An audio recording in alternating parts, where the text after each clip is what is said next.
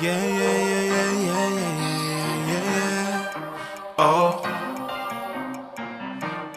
Yeah, yeah, yeah, yeah, yeah, yeah, yeah, yeah, yeah.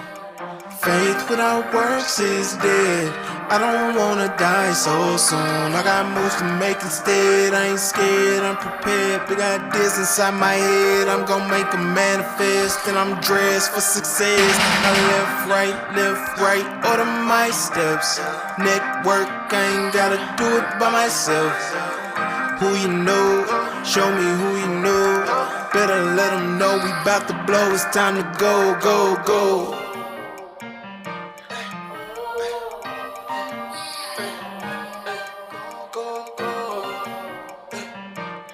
Yeah, yeah, yeah, yeah, yeah, yeah, yeah, yeah, yeah. Go to work, go to work, go to work, get to work, yeah.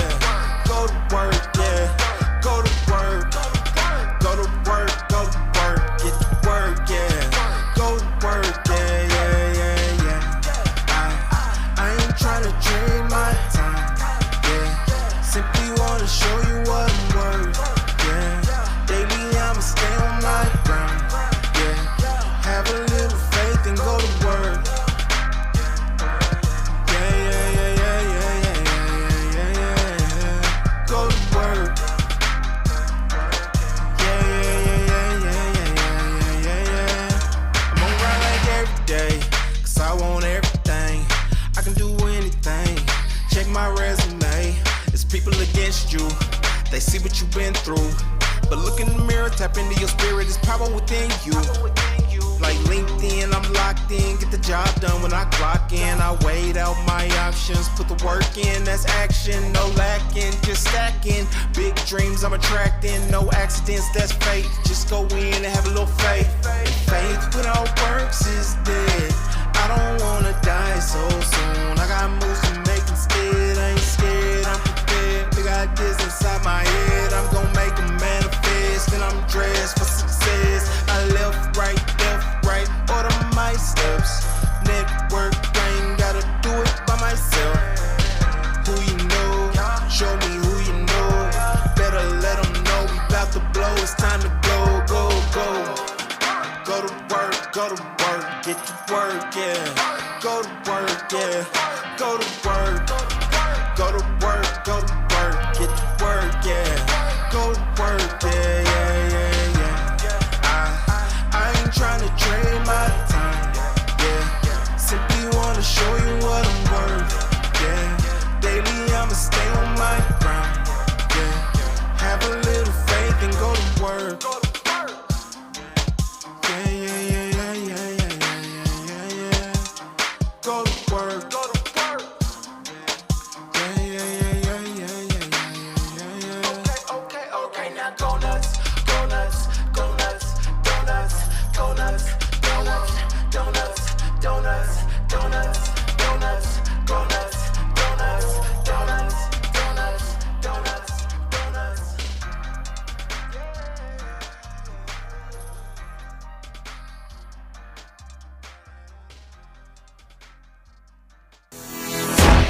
Hey there, I'm Trevor Houston, the creator of the Who You Know Summit, and I'd like to welcome you to the Who You Know Job Networking Show. On our program, we'd like to show you the job search like you've never seen. Everything from getting noticed by employers, how to properly format your resume, and how to network effectively using LinkedIn to drive recruiters to your profile. We even take suggestions from our amazing community. So if you want to learn all things job search, go ahead and subscribe now. Focus! It's all about the job search. So if you want to learn how to land that next success, you heard them. All you got to do is subscribe and ring that bell so you don't miss out on a thing.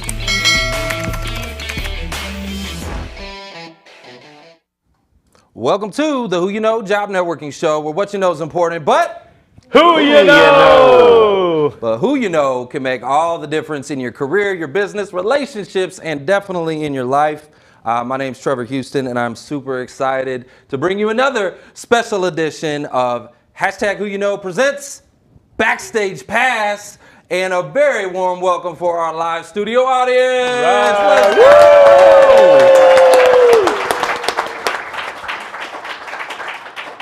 All right. right, where are my job seekers at? Raise your hand. Give me a who you know. All right. All right, now, welcome. where are the alumni? Any alumni? Hey, I see right. G There probably out is a there. lot of We got a few. We got a few. All right, how about coaches, recruiters, hiring managers? Raise your hand. Give me a Let's who go. you know. Let's go. All right. Well, on behalf of the show, we just want to say we appreciate each and every one of you coming out. You could have been anywhere today, and you chose to come out here and hang out with us, so we really appreciate it. And with gas prices, oh my God, listen. So listen, we just appreciate you spending some time with us today, and but we always like to kick this thing off with a prayer for the audience. So Foster, will you do us the honors? Right, okay. Let's go to the Father, you guys. We're looking for something, right? Father God, we thank you for another day. And you know what? We are looking, you know it, we're looking for that right opportunity, that right career job. Please help us get us there and help us understand along the way. And we pray all these things in Jesus' name. Amen. Amen. Amen. All right, now we got to celebrate some landings. Mark, who do we got? Yeah, who's recently landed? We got some landings, one in this room actually, but I want to give a shout out to Michaela Gilman. Get your money guns, let's go! Ready. Let's go! Michaela, Tom Bliss, congratulations, Tom. Mario Martinez Jr. Congrats, Mario. Garen Hose and Keith Palmer. And we have our special guest, Omar. Omar as well. Congratulations, everyone. Remember, when you have landed, don't ghost the network, right? Stay connected. Right. You never know when you're going to need to tap into that network again. So pay it forward as well. If your company is hiring where you landed, let other people know, right? Other people that are searching for a job, let them know what positions you're hiring for, the company's hiring for. Absolutely. You got to pay it forward, y'all. Pay it forward. Well, let me tell you, I know somebody, she's up here with us today. She has helped thousands and thousands and thousands of job seekers get back to this right here. Okay, that's what this is all about. It's about getting back to your cash flow. So let me give you a warm introduction for a expert career coach and the CEO of Self-Made Millennial. A warm, who you know, welcome for Madeleine Mann. Woo! So good to be here. I'm so excited you're here all the way from California. Yes, Los Angeles. Well, tell us about your background because I know you made a trip from being in the HR industry in tech. Yes. Is that right? To now being like full-time career coach, YouTube star. You've got like hundreds of thousands of followers on YouTube and millions of views. You're just crushing it, helping a lot of people serving. But how did you make that journey? Like what caused you to do that? So I was leading HR at a tech company, and I was seeing all behind the scenes of who was landing the job, who was getting promoted. And I saw there was very distinct patterns of things that certain people were doing to be successful in their career versus others who completely deserved it but kept missing those opportunities. So I started replying to applications with feedback. I thought I was going to be a hero, right?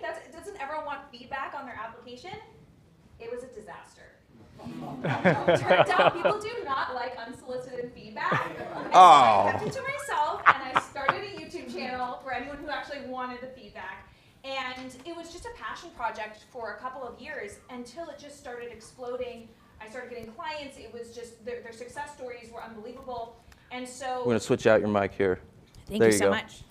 And so about a year ago, I went completely full-time into the business, and since then I've been featured on ABC, New York Times, Bloomberg, Business Insider, and it's just been fantastic. And who you know? And who Love you know? it. Yeah. Hey, all right, yeah, that's a mic drop right there. All right. So it started, you were just serving. You were like literally giving back and you were solving a problem. You were like, hey, let me give some feedback. Yes. Right? And job seekers, are y'all getting feedback? Are y'all getting feedback? No. Right? Crickets. So it's funny because they should have been appreciative of that feedback, right? But you said they weren't appreciative. So some people were appreciative, but it ended up being so many emails. It was like, okay, let's hop on a call. I've revised my resume. Here, let's game plan. And I was like, oh my gosh. You're like, whoa. My hold inbox on. just exploded. So there were good people who were ready for it, but then I realized, okay, there's a reason why this doesn't happen. But yeah, and truly, my passion for my career in HR was what made me really want to help other people, because I found my dream job. I loved every day going to work. I felt it was meaningful, it was playing to my strengths, it aligned with my values, and a lot of people don't say that about their 9 to 5. And I was like, no, you can do this too.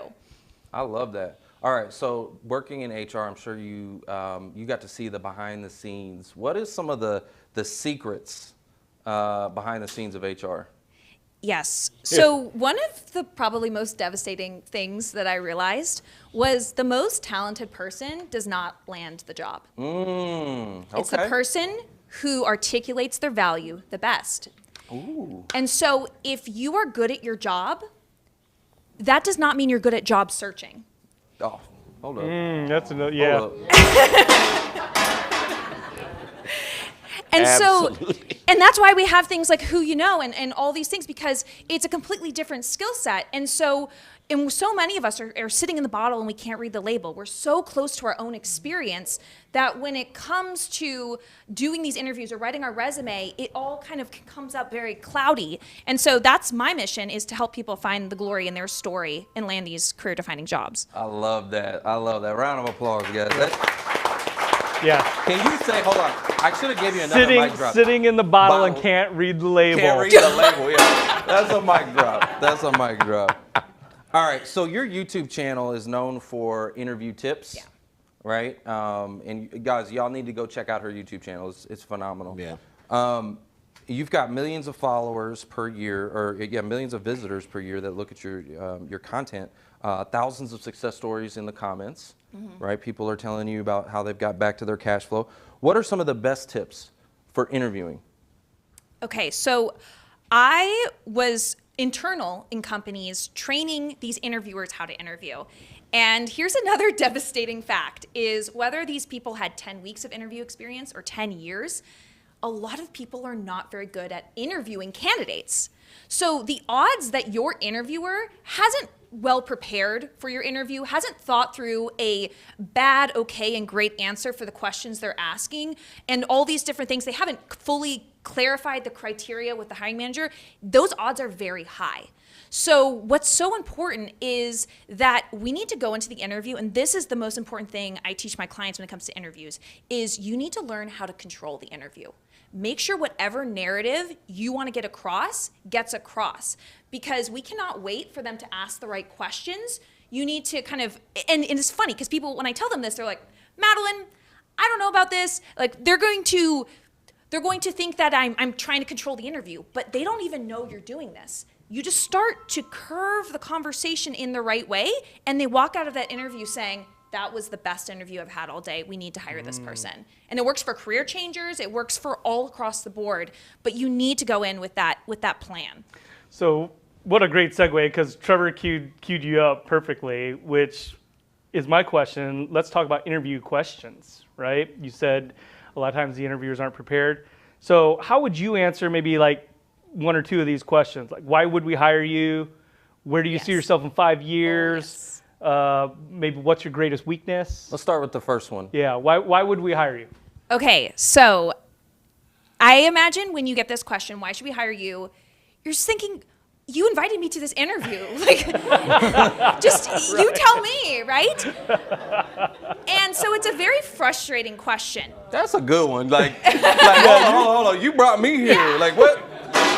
I had to throw one in on that one. So I think a lot of people get a bit defensive when they get this question. But really, this is one of those questions where it is a mic drop moment for you. Like they are basically throwing you the softest ball for you to hit out of the park. That's the way I want you to think about it. So when they ask you, why should we hire you? Essentially they're saying, do my work for me. Analyze your candidacy for me so I don't have to think. That's all they're saying. Give me a good reason to tell the hiring manager, we're done looking. I don't have to do any more interviews. This is the person. So what I want you to do is I want you to go over what you know about the role and the job description. So you say, I noticed this role really focuses on X, Y, and Z.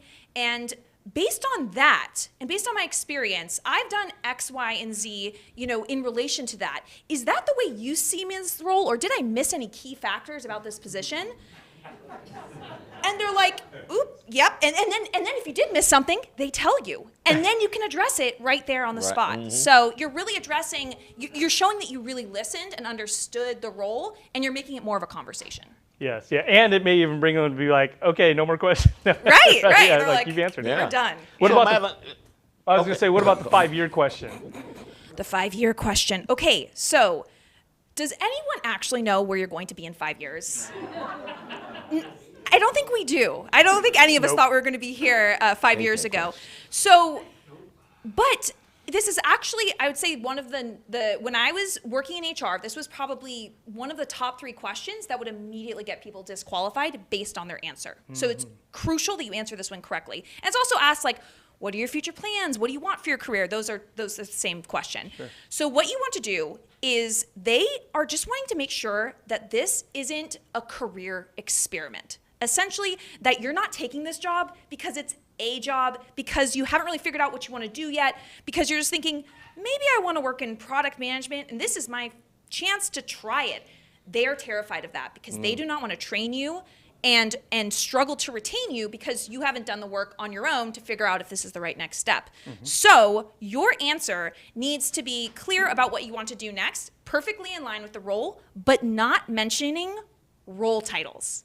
Now, this is very difficult. We typically say, I want your job. I want the next job title. That's what I say. Yeah, I want your job. Yes, Give me yes. your job. I want to be CEO. Or the Yeah. worst is saying something completely separate of like, I want to start my own coffee shop. And they're like, whoa, okay, that's like totally. But people say it all the time because they think it makes them sound ambitious. But what you want to say is, if you were to get your boss's job, what would that take? So it might say, I want to become the go-to person in my function where people are going to me like, and I'm an expert at X, whatever is the field.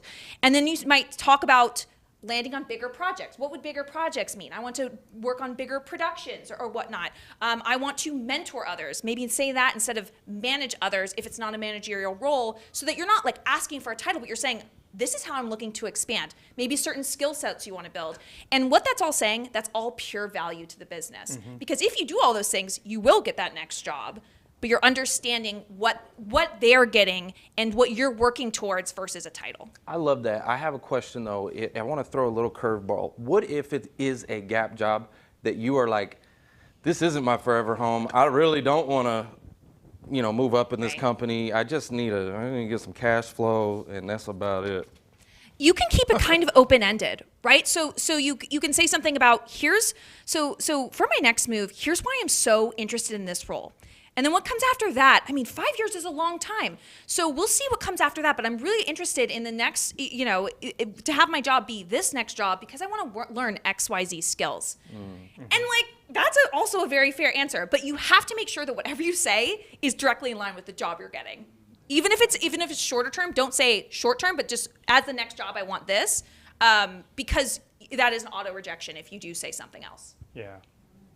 Love that. What about, the last question was about your weakness, right? Because I know that's kind of that's an interesting one. That's like, tell me about your weakness. I want to hear that. Okay. How do you answer that? You just say you're a perfectionist. Ah. No, I'm just kidding. No. Don't say that, okay? That's what everyone says. No, instead, and so just to fully underline that is the most common answer. And so let's move away from that.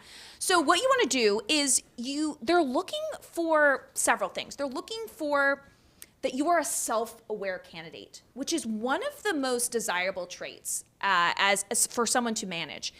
And the second thing they're looking for is, if I was to hire you, I know every single person has strengths and weaknesses. Let me direct you towards your strengths and maybe manage you away from your weaknesses or help you train up on that. So there is a sense of empathy. And then the third thing is your weakness going to be an Achilles heel and we're not going to give you the job? So knowing that there's also that booby trap there that we need to avoid, you cannot say anything in this answer that is a core function of the role. You will get disqualified.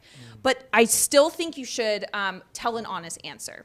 So I'll give you actually an example that I used once in a human resources, I think like a director of human resources interview.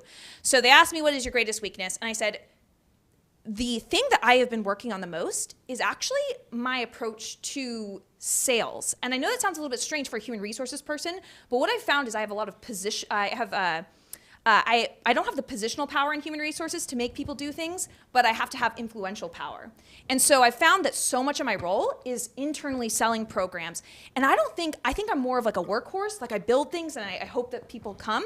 But I've been working on building that ability to get buy-in. And so the things I've been doing have been X, Y, and Z. And so then I walked through how I have been in the past, and then I showed how I was working on it. Like I named certain books that I was reading and classes I was taking. And so you want to show that you have a weakness, but that you're also working on it and give concrete examples of how you're working on it. You don't have to have arrived at, I am now perfect at something, but you want to show that you're that person who there's areas for growth and I'm working on it. Yeah, I'm going to drop the mic on that. Yeah.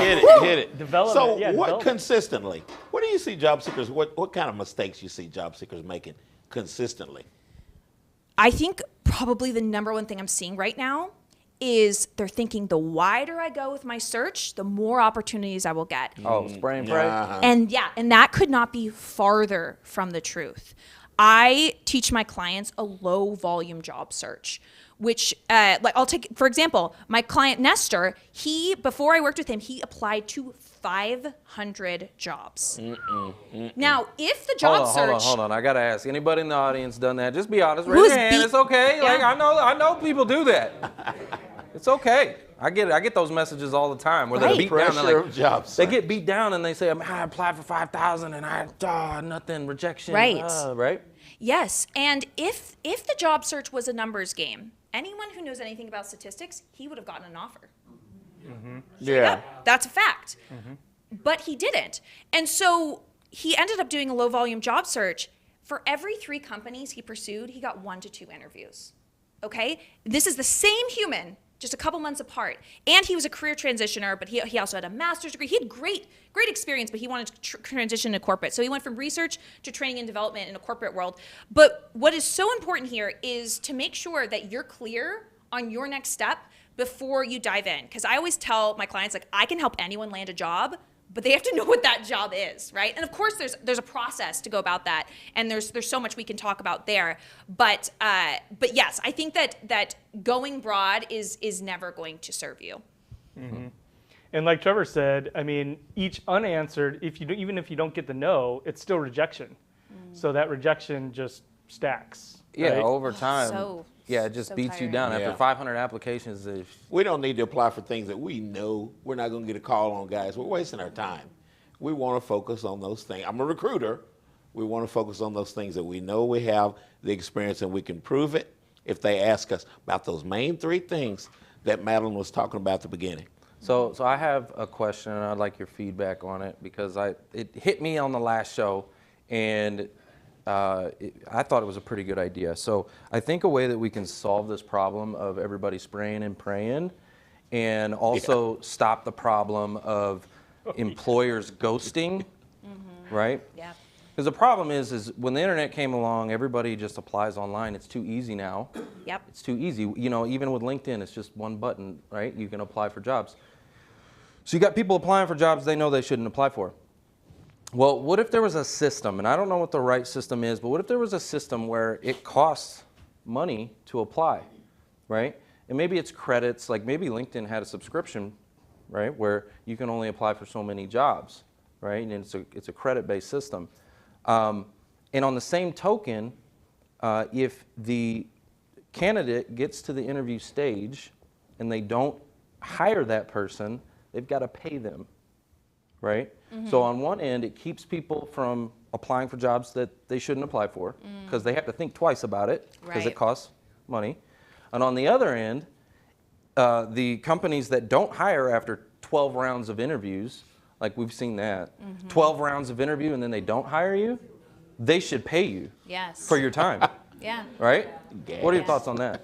That's really interesting. I do think that the online applications are one of the worst things to ever happen to the job market. Yeah, amen. Amen to that. Woo!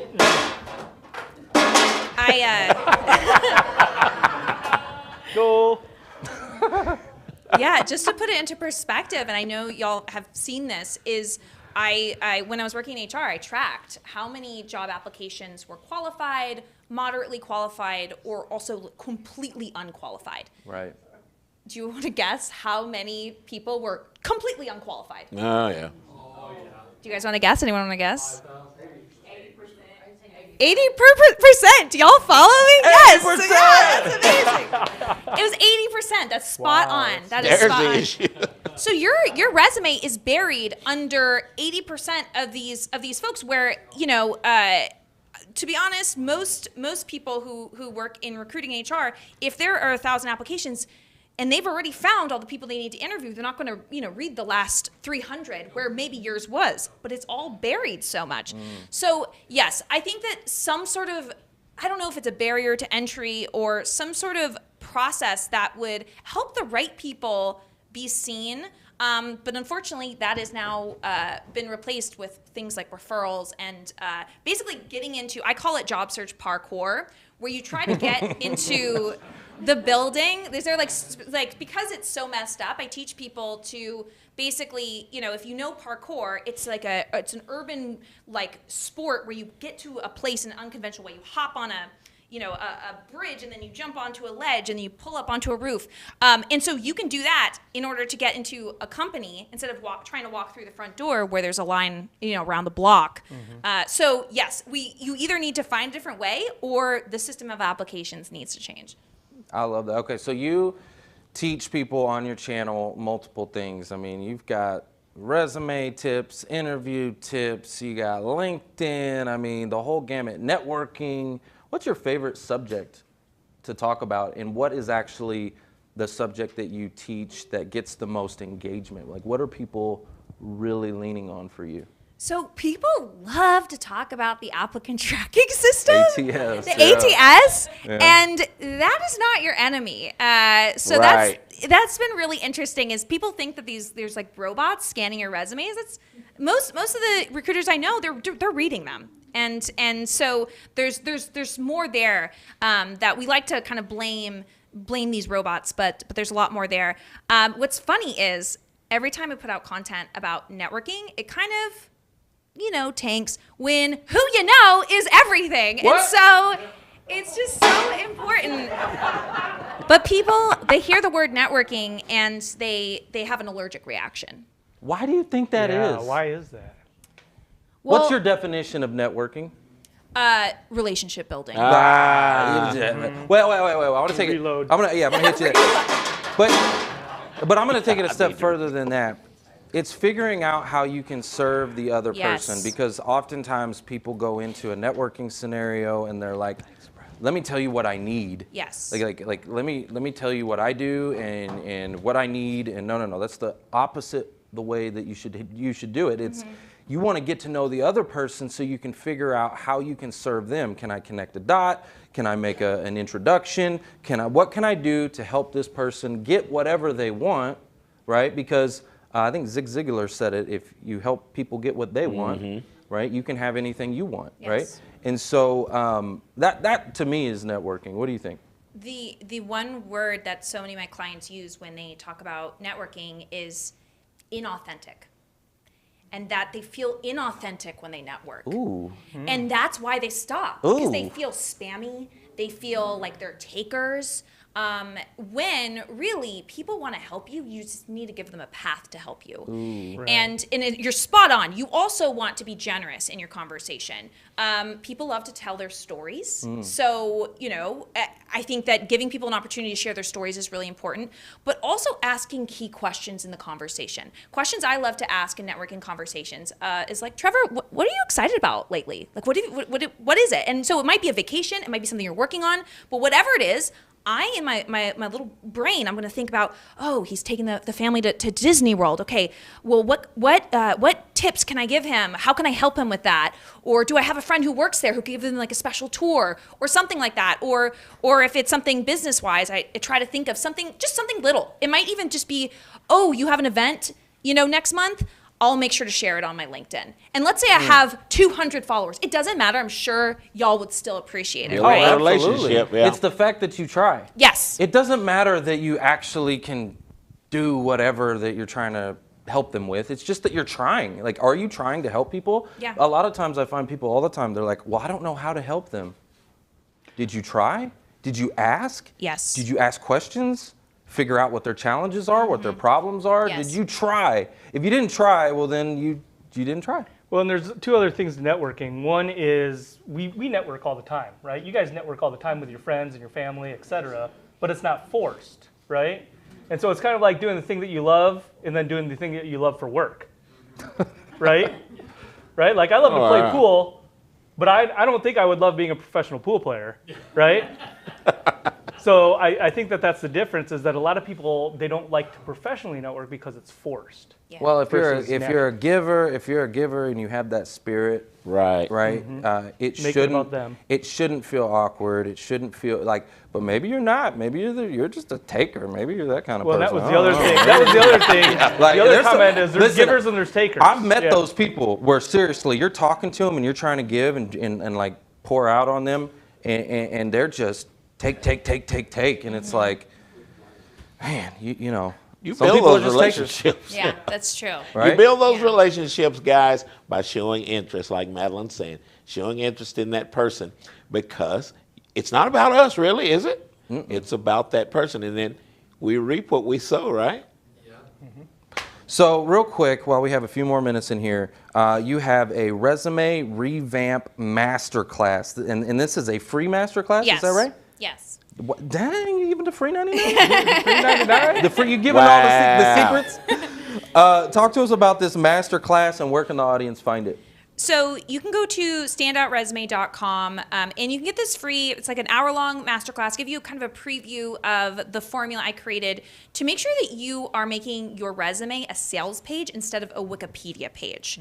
So I walk through the Glory formula, and so you can see, and this is the type of things, like when I talked about Nestor earlier, you know, he did the Glory formula. He started really translating his skills to what companies were looking for, and that's really key. Standoutresume.com. What was it again? Standoutresume.com. Let's go. But put the $3.99. www dot. Free 99 too, y'all, just so you know. All right, so as you know, it's who you know. It's all about relationships, connecting, you know, all of that good stuff. So who do you know that you think would make a good fit for this show to sit in that chair? Oh my gosh. Well, my great friend Austin Belsack. Austin, Austin, yes. He's yeah. the man. If Austin's anyone knows been on him. this show, but I want him Austin's in been on the person. Yes. Will you Yes. give him a call? I will. Give him a call and I'll tell text him him what's right up. after. All right? You tell him what's up. See, that's how it's done, all right? Guys, do me a big favor right now. Get your phones out. Everybody get your phones out. I want you to take a picture right now. I want you to take a picture, and I want you to post this all over social media. Tell Madeleine. I want you to tag her on the post, and I want you to tell her, you know, what was your biggest takeaway? What was the mic drop moment that you know, spoke to you the most? And just blow her up. I want her notifications going bonkers. You know what I'm saying? And We already are. But yeah. What's your Yeah. preferred way that people reach out and connect with you? Yeah, follow me on LinkedIn. Check out the YouTube channel, Self-Made Millennial. And of course, there's also my website, MadeleineMann.com. Guys, round of applause, Madeleine Mann. Madeline. We got to go to a real quick commercial break, but don't go anywhere, because when we come back, we got Omar Rodriguez. We'll be right back. If a realtor or you are looking to get your real estate license, it's a very low cost entry, $300 to take your real estate course online. Inexpensive compared to like a college. EXP is $150 to join, and it's like $84 a month. So relatively speaking, these are very inexpensive costs. If you are interested in that and you want to work with me as a realtor, I'd love to have you join my team, and you want to hear about the model, then go to join10xempire.com, and I do this opportunity call every Tuesday. Would love to answer your questions and tell you more about what I'm doing. If anyone out there is interested in working with me.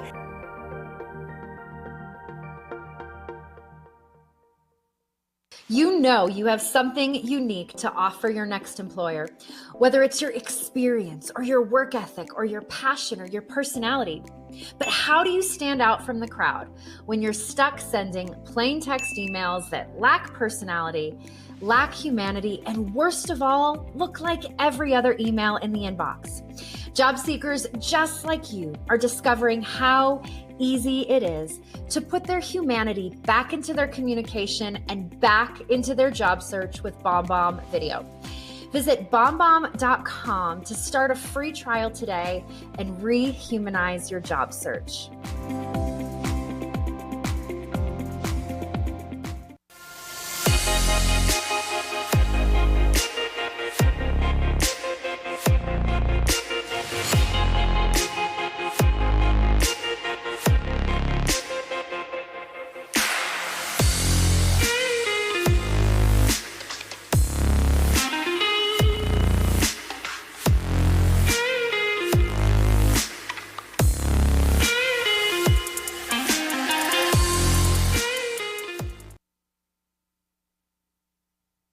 Back to the Who You Know Job Networking Show, where what you know is important, but Who you know? who you know can make all the difference in your career, your business, relationships, and your life. Guys, I'm super excited to introduce you to the man, the legend, the quality specialist seeking a new opportunity. A warm welcome for Omar Rodriguez. Right, Omar.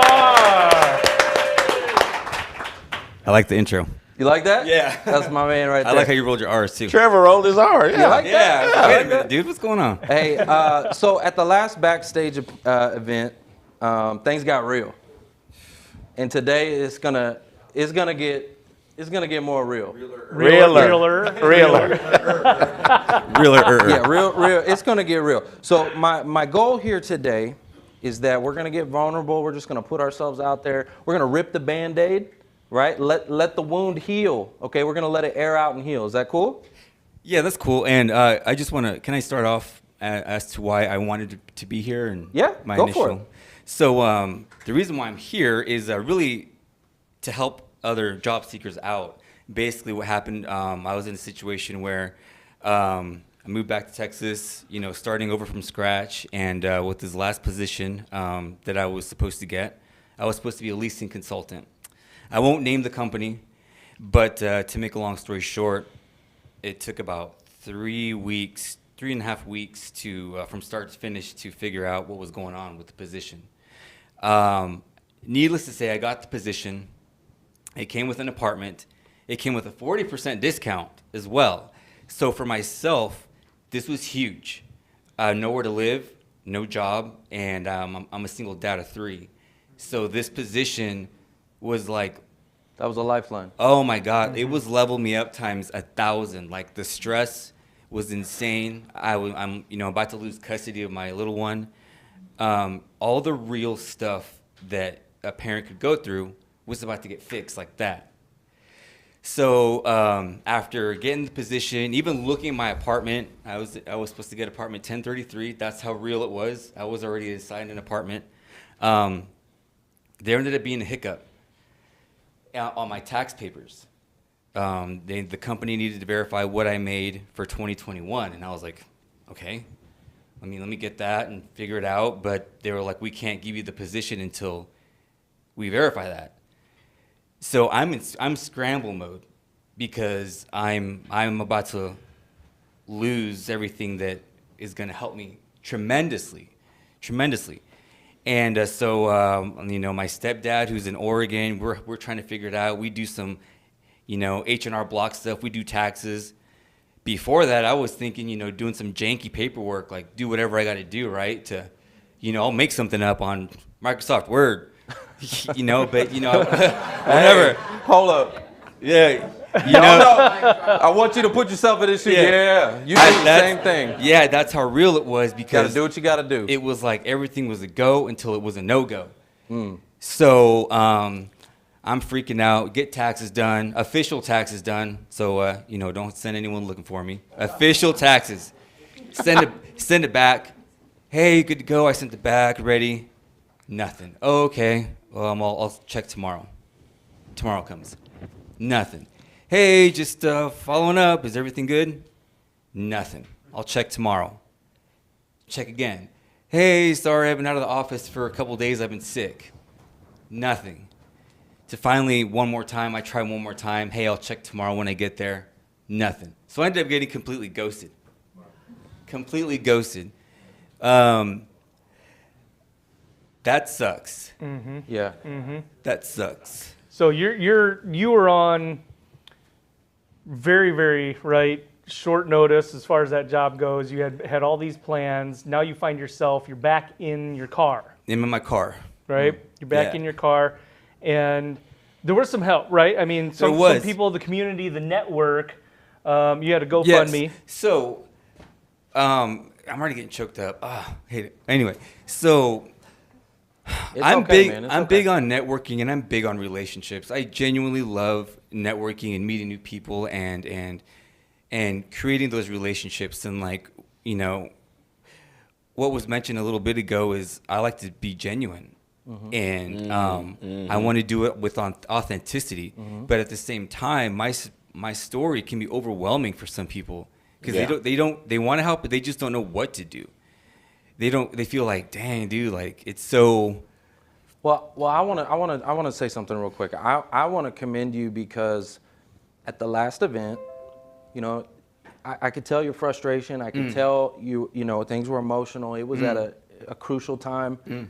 And you were vulnerable, and you actually spoke out, right? Right. And that's the reason why you're here today, right? And you know what I'm saying? And you were able to put your story out there, and a lot of people they'll hold it in, right? Right. And they won't let people see the wound, right? But when you let people see the wound, people want to help. It's in us to go serve and try to heal someone's problems, right? It's just we just want to, but if you hold it in.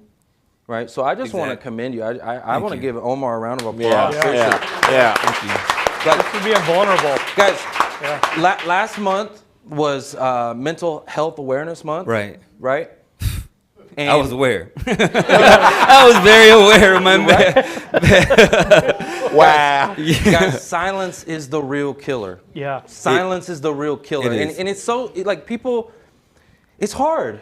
Like, talk to us about that. That last event, you were here. Like, what was going through your mind? I could tell you were tearing up. Things were like, walk us through that. I think the other side of job searching, what people don't know is that there's a lot of things that are happening in people's lives personally that prevent them from even job searching. And the problem is when you talk about mental health, you got to talk about everything. Because you don't know what's going on at home with the wife or the husband or the daughter, right. That'll really, really screw somebody up and not even be able to, like, you know, say hi to the neighbor or let alone go to networking events and job search. So there's a lot behind the scenes that can really, really, what's the word I'm looking for? That just, I don't know what the word I'm looking for. It just freezes you up. Yeah. But it gives you like you're debilitating. Yeah, they're like paralyzed. Paralyzed, mental paralysis. Yeah, you freeze up. You freeze up. Right? So fear does that too. Yeah, fear, nervousness, shame, embarrassment. You know, like even the last event that I came, like it was a forced. Omar, you need to just get there because my subconsciously my mind was at a subconscious level. Yeah. When you're in isolation for long periods of time, that's real easy. But to put yourself at a networking event, man, like there was so many times on the way here that I just wanted to exit and go back home. But that's the enemy getting in your ear, telling you all the reasons why not. Yeah, constant mental battle. Yep, and again, but you showed up. Showing up's half the battle, you guys. That is. I mean, it's more than half actually. I would say it's like 80% is like just show up. Get out there and allow the magic to happen. The whole catalyst for this, right, for the Who You Know and really what drove us and what made us so passionate about it is we lost a good friend early on. Yeah. We've lost to the job had her search. on the show. But you bring up a great point, which is, and this is for everybody, right? This is for everybody. When you are out there and, you know, what's the question? Oh, how you doing, right? And what's the typical answer? I'm fine, right? Don't put that mask on, right? You need to have that vulnerability exposed in order for people to be able to help you. Because if you're fine, what is anybody going to do for you? Right? And the enemy wants to tell you that it's weakness. Right? To be vulnerable. It's not weakness. That is a super strength. Yes. Look at where you're at today. Yes. Another round of applause. Seriously. It's a super strength. Yeah. Like, vulnerability is a strength, in my opinion. And You said something about shame, feeling shame. Oh, your show. Yeah, man. So Yeah. I did a show a couple weeks ago where I told a little bit about my backstory, and there's a lot of shame in my backstory. I had a rough upbringing, and I've gotten a lot of trouble, and I'd made a lot of mistakes and did a lot of stupid stuff. And but you know, the way that you get rid of your shame is you got to shine light on it. Yeah.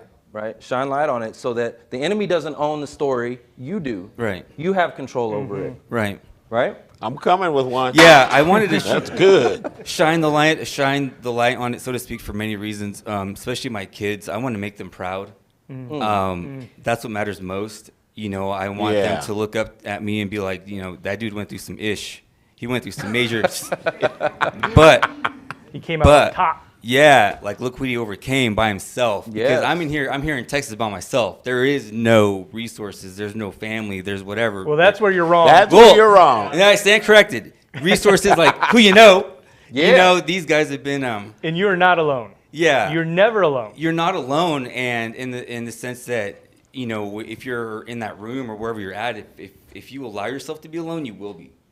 Yeah. If you allow yourself to step out and, like Trevor says, you know, shine that flashlight on whatever hour you got, if it's everything, people will come out. And I'm doing this really for two reasons: to let others know, like recruiters or hiring managers, that, you know, you may have a ton of candidates out there, or one that you really like, but you don't. There may be something that's holding him back, and, you know, sometimes you got to dig a little bit deeper, you know, to figure out what's going on. But yeah. Can we all do me a favor on both sides, both job seekers and anybody on the hiring side, the recruiters, the hiring managers? Like, can we just stop the ghosting for a minute? Stop Please. ghosting each other, right? I understand there's all these people and all these applications, but like the ghosting, it's a rejection. Oh man. Right? That just beats you down. I have no idea why. I have no idea why I didn't get the job. I mean, I mean, it was from recruiter. It was from interviewing from the recruiter to the vice president of the company in a matter of 3 days. They all were like, dude, pass them on, dude, pass them on. They were super impressed. For me, that confidence, man, I was like on cloud 9. Yeah. I actually felt worthy for, you know, that I hadn't felt worthy in a long time. So that was huge. And I was like, man, you know, had a little pep in my step, you know, felt good to then just complete ghosting. Oh, Well, I know no. why you didn't get Yeah. that job. I know why you didn't get that job. Tell me. There's something better for you. That's Yeah. the truth. Yeah, well, That's the truth. yeah, and I believe that. And What did I tell you yesterday? Wait on the Lord, and he shall renew thy Yeah, strength. Right? Yeah. And you should mount up with On wings what? of What? eagles. Wings of and soar with eagles. Right? yeah, There's a reason for this season. There's a reason for that pause. Okay? And there's something better for you. yeah, I believe that. And don't forget to take up the full armor of God, Yeah, yeah, That's for sure. because that's what's going to sustain you. I believe that, and I do believe in God, and I don't want to get too religious, but, you know, my faith has been all over the place, but I do think that anyone out there, if you're just going through a really hard time, it starts with reaching out to Mark or Trevor or the job father here. Yeah, there you go. You know, Just reach because out to me. you know, it's that Yeah. you guys y'all made it feel safe. Y'all made it feel okay to, like, be somebody that's down here and to, like, hey, can I talk for a minute? And that's what I genuinely appreciate, the openness for that to happen. Well, you did that, Omar. You did that by showing your wound. I can't watch somebody hurting and struggling and going through a hard time and just turn away. You understand me? You did that. Yeah. You showed your wound. If you never would have spoke up, you could have been like somebody in this audience right now who may be going through a similar situation, and you're just sitting there quiet.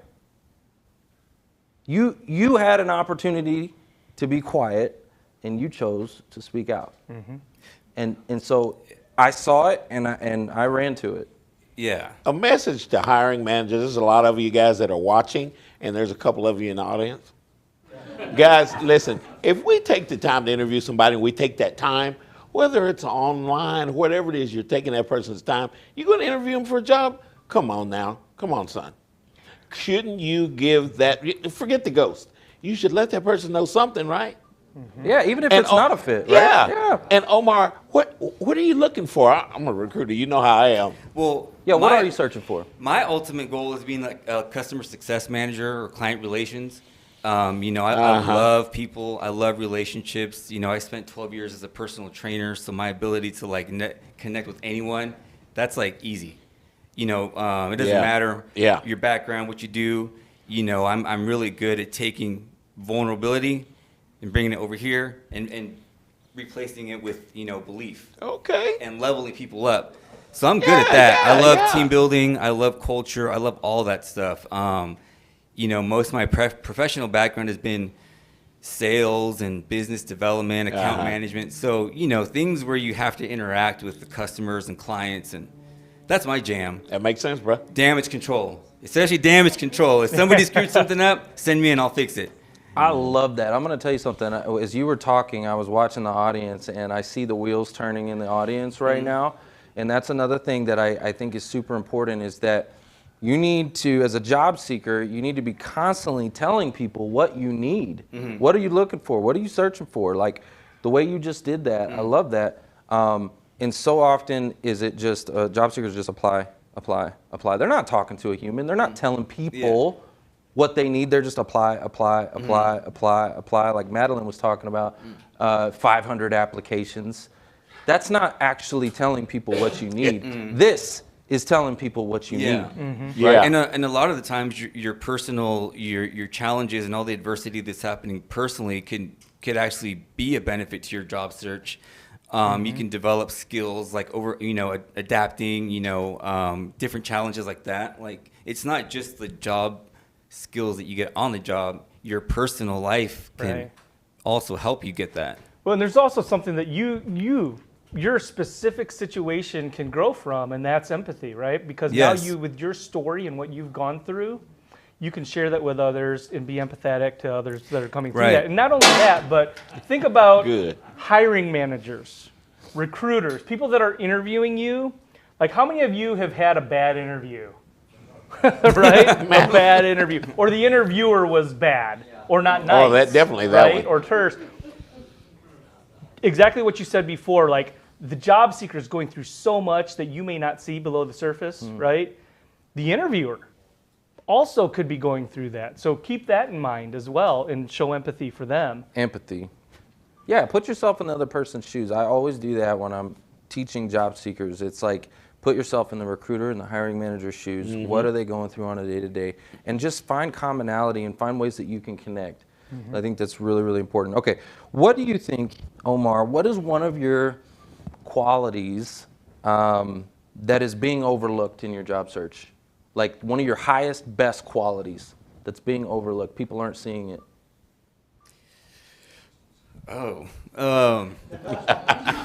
You told us. Yeah, that little dribble's like scrambling, he's going. One of my best qualities. Patience. Patience. Yeah, that's a good one. That is a good one. Because let's go. I think for what I'm wanting to do, you have to be patient with one another. We're all human. We're all different, but we're all human. And I think right now there's a lot of situations where there is no patience. Oh, yeah. You and I talked about this yesterday. Everything's on us. You want it now. But at a human level, we have to be patient with one another, and that's something that being, single dad of 3 kids, and then being a trainer. Imagine if I was a trainer that had no patience for my client. Oh, come on, hurry up, Frank. You should already be at 10 push-ups by now, and it's like that's not how it works. Nope. Yeah. And I've learned that just being, empathetic to one another and allows that patience. Patience is another superpower. It's one that I struggle with all the time. And, it's life. You just want things. And especially the way the world is, like you said, everything's now on demand, Amazon, Netflix, right? It's just, you want it now. But again, I mentioned earlier, wait on the Lord, right? Wait, patience. You have to have patience. So I love that. It's a super strength. So Yeah. communicate that more. Yeah, I do. I do need to communicate that more. I'm still working on just kind of getting out of my shell, so to speak. It's really challenging to go from like no network, not talking to anyone, really to this. But I'm trying. So if you see, That's all you got to do. yeah. So if you Best you can do. if you see a lot of That is. thank you. The best you can do. And speaking of trying, what is going to help you accomplish that, right? Like if you had 3 wishes, what would those be resource-wise? What do you need right now? Oh man, well to be straight up, I'm Yeah. I'm still in my car right now, so that sucks. Especially in the summertime, and it's not even hot yet. Yeah. So yeah, this is real. I just spent 5 days in a row in the car, so that's real. Yeah. I got a hotel room last night. Okay. Courtesy to my dad, I was like, dude, I'm about to be on a podcast tomorrow, like for real.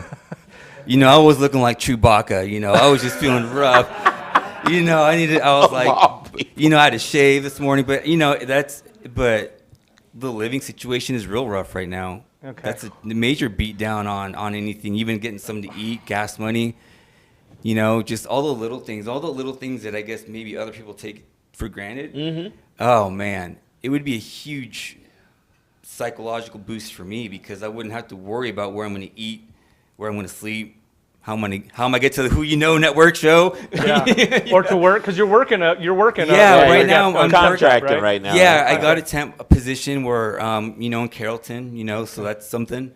But even still, just Got to wait on that check, huh? got to wait on that first check, and you see other people eating, and you're like, Barbecue.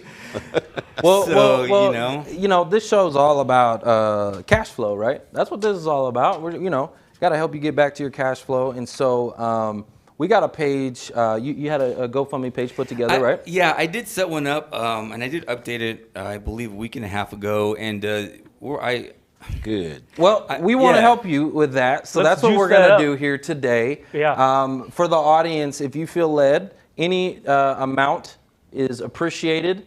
Any amount. Any amount is appreciated. You can find the link, the QR code that you scanned when you walked in. Or if you just go to my LinkedIn profile, the top link, you're going to find it there, the link in my bio. But let's get you some cash flow, man. Let's get you out of that car. Yeah, I'd really appreciate You feel that. me? Yeah. And I believe it's on the Who You Know page as well in LinkedIn too. Yeah. Yep. Yeah, anything would be super appreciative. It really would. And I guess I don't want to get too greedy on this, but I haven't been able to get my 8-year-old a birthday gift, so a little something for him so I can get him a birthday gift. Ah. Well, I'm feeling a little bit crazy, so here's what I'm gonna do. I'm feeling like just a little crazy right now. I'm just feeling a little crazy. So here's what I'm gonna do, okay? So whatever we get put into that account today, at the end of the day, I'm gonna match it. Oh, wow. Okay? So whatever we get put in, Wow. right? We're gonna match it. All right? Okay. All right, so I'm asking y'all, Yeah, make it hard for Trevor, y'all. take my money. Take my money, all right? So thank you so much. I really appreciate you coming up Yeah. here. And guys, round of applause for Omar. Yeah. And before you go, if you can do me a big favor, get your phones out again, start taking the pictures, okay? I want you to post Blow this thing Omar up. all over social media. Yeah. Take your pictures now, post it all over social media, and tag Omar and tell him, what was one of the mic drop moments that inspired you the most? All right, I want his notifications going off the hook, and I want that GoFundMe going off the hook Yeah, too. You know what I'm saying? Yeah. Thank you guys so much, and it's not just about me; it's about my kids too. So just think about the kids, and whatever helps me helps them out. So, and I'd really appreciate that. Absolutely. Guys, we got to go to a real quick commercial break. Don't go anywhere, because when we come back, we've got Zondra Evans in the Zay. house. Let's go.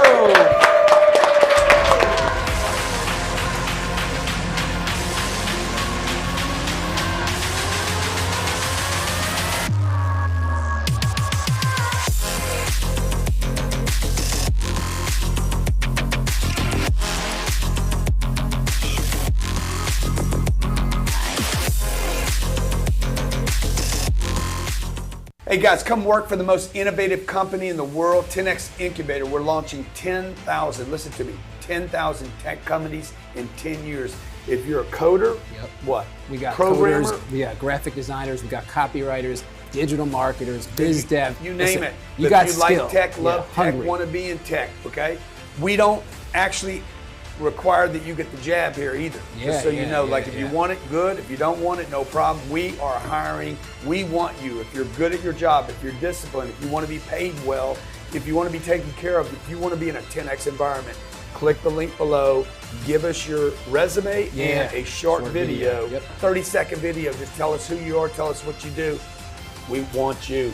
We want you. Let's go. We want you.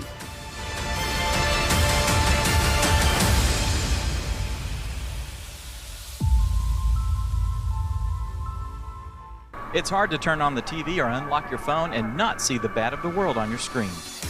Well, there is good out there, and you need to see it. ZondraTV Network is the breath of fresh air that you've been needing. Success stories, business ventures, and walks of faith.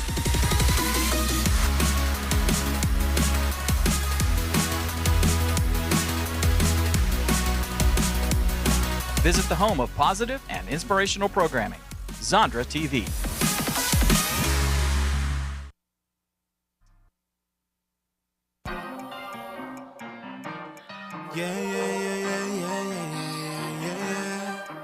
Oh.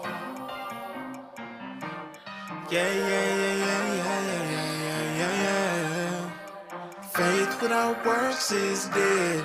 I don't wanna die so soon. I got moves to make instead. I ain't scared, I'm prepared. Big ideas inside my head. I'm gonna make them manifest. And I'm dressed for success. I left, right, order my steps. Network, I ain't gotta do it by myself. Who you know, show me who you know. Better let them know we bout to blow. It's time to go, go, go.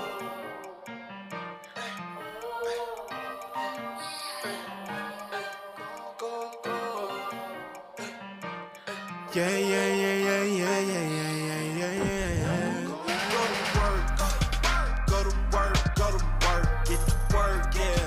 Go to work, yeah. Go to work, get to work, yeah. Go to work, yeah. I ain't tryna trade my time, yeah. Simply wanna show you what I'm worth, yeah. Daily I'ma stay on my grind. Have a little faith and go to work.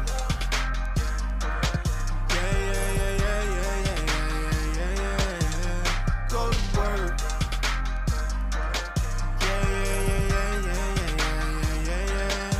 I'm gonna ride like every day, 'cause I want everything.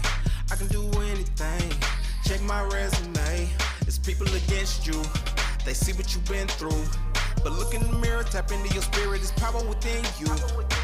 Like LinkedIn, I'm locked in, get the job done when I clock in. I weighed out my options, put the work in, that's action, no lacking, just stacking. Big dreams I'm attracting, no accidents, that's fate. Just go in and have a little faith. Faith without works is dead. I don't wanna die so soon. I got moves to make instead, I ain't scared, I'm prepared. Big ideas inside my head, I'm gonna make them manifest. And I'm dressed for success. I left, right, order my steps. Network, ain't gotta. Oh, job networking show where what you know is important, but who you know can make all the difference in your career, business, relationships, and your life. I'm super excited to introduce you to the CEO of ZondraTV Network. If I can get a warm, who you know welcome for Zondra Evans.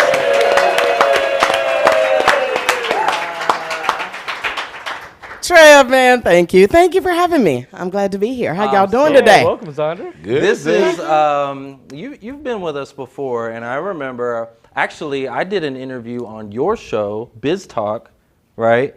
And we talked about, we had a conversation on that show, and I want to kind of go back to that. If we can go back in time, is that cool with you? Let's go back in time. Right, let's go back in time. No problem with that. So we had a conversation about how, before you started the ZondraTV Network and all of this flash you got going right now, right? You got the golden handshake after 40 years in corporate America? Yeah. I did. Well, let's talk about that. Let's talk about it. Because you know what? I'm a corporate vet, been a corporate vet all my life, 40 years. I'm extremely loyal. Only 2 jobs. 2 jobs. Wow. In 40 years. That's Ain't nobody doing that no more. Got it good. You know, one job was in technology. I worked for Intel for 25 years. And then, and I left there because I was like, I need to go. I'm going to go do my own thing. Okay. You know, I'm going to retire early, but you get back in the job search. But I got hired by a healthcare company, and I should have known that when they said, we don't care where you live, because I told them I'm moving back to Texas, and they said, we don't care where you live. Well, that was true, because when they hired me, on the spot, by the way, I was on the road for 7 straight years, 3 weeks out of the month. Wow. So again, I'm loyal to that. that company. I worked there 15 years. And one day I came in and they gave me the golden handshake, which is a layoff. And I had never been laid off from a job. So I was like, hell no. It's okay. You can say it. I was like, are you kidding me? Well, you know, other people got laid off too. They were crying. I was passing out the tissues, but yet I was skipping the hallway. And I said, hold no, on. I said, there's something wrong with me. It's something wrong with me. Well, let's talk about that. You mentioned on the show that you had an exit strategy. That's it. Now that I look in my rear view mirror, because we always have to, you know, look in our rear view mirror sometime and see. I had an exit strategy, so I knew what I was going to do. I just started implementing. I took it out, blew the dust off of it, and started implementing. But here's the thing about an exit strategy, guys. I got to tell you this. You build an exit strategy in good times, not when you get laid off from a job, not when you quit a job. You build the exit strategy and start implementing it while you still Start getting implementing. that money. Okay. Yep. Yeah, 'cause, I mean, when things are good, you want to just, you know, Cruise. spend money, go on a cruise, whatever. You know, you want to. You're just on autopilot. Coast. Yep, coast. Yeah, right? but you know, in good times, you have more options available to you. Absolutely. And so you're able to think broader. You're able to really do that blue sky moment for yourself and dream because you don't have no worries. I'm getting a paycheck in another week. Yeah. And I ain't worried about nothing. Yeah. So Good. let me go ahead and dream. But I think the key thing is implementing some of that exit strategy, creating and setting the foundation before you exit. So how long had you been preparing for that? 5 years. Oh, okay. Snap. Okay. 5 years. But that's 5 good. years. Not thinking that I was going to lose a job, but you never know what's going to happen. And I think Not in this world. Listen, Yeah. because you know what? Either they're going to pull the trigger or you are. So you have to decide who's going to pull the trigger. Sometimes they pull it on you, and sometimes you want to pull it on them. Either way, if you got a good, solid exit strategy, you're in good hands. Love that. Being prepared. Well, what steps did you do to prepare? What were some of the things? 5 years. Like, you were laying that foundation so that way, boom, you're ready to roll. Yeah, you know, I'm a certified coach, but I have to tell you the story about this. That was not my job in corporate. I was the vice president of sales and marketing. So that was not my job, but I convinced my company to pay $15,000 for me to get certified as a coach.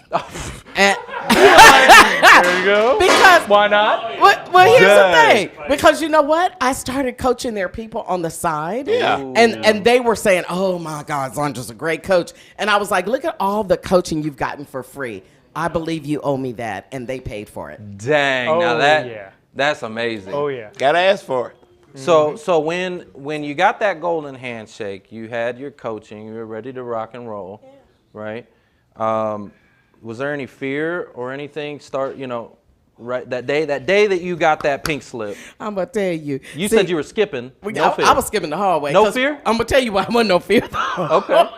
I had an exit strategy, and they promised to pay me for 13 months my salary every 2 weeks. Oh, shoot. So I was giving a hug because I was like, I've always felt like corporate was my umbrella of protection. Yeah. Oh yeah. Why? Because there's benefits and there's, your salary, and their employees can become, part of your lab. as you're, learning how to coach and things like that. So they have always, it's my number one gremlin, the umbrella of protection from corporate was a gremlin for me.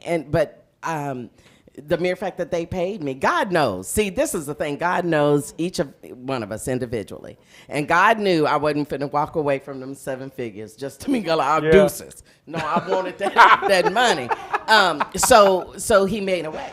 He made a way. And he always So 13 months. You had a built-in angel investor in your new coaching. There you go. Exactly. So okay, what would you say to someone, because we meet a lot of job seekers who are starting over in the later stages of their career, right? What would you say to someone like that who's having to reinvent and start over? Now, Trevor, they hired me when I was 9, so I know I said 40 years. Y'all know I have to be funny. I have to lighten it up. But here's the thing. It's never too late. I mean, here's the thing.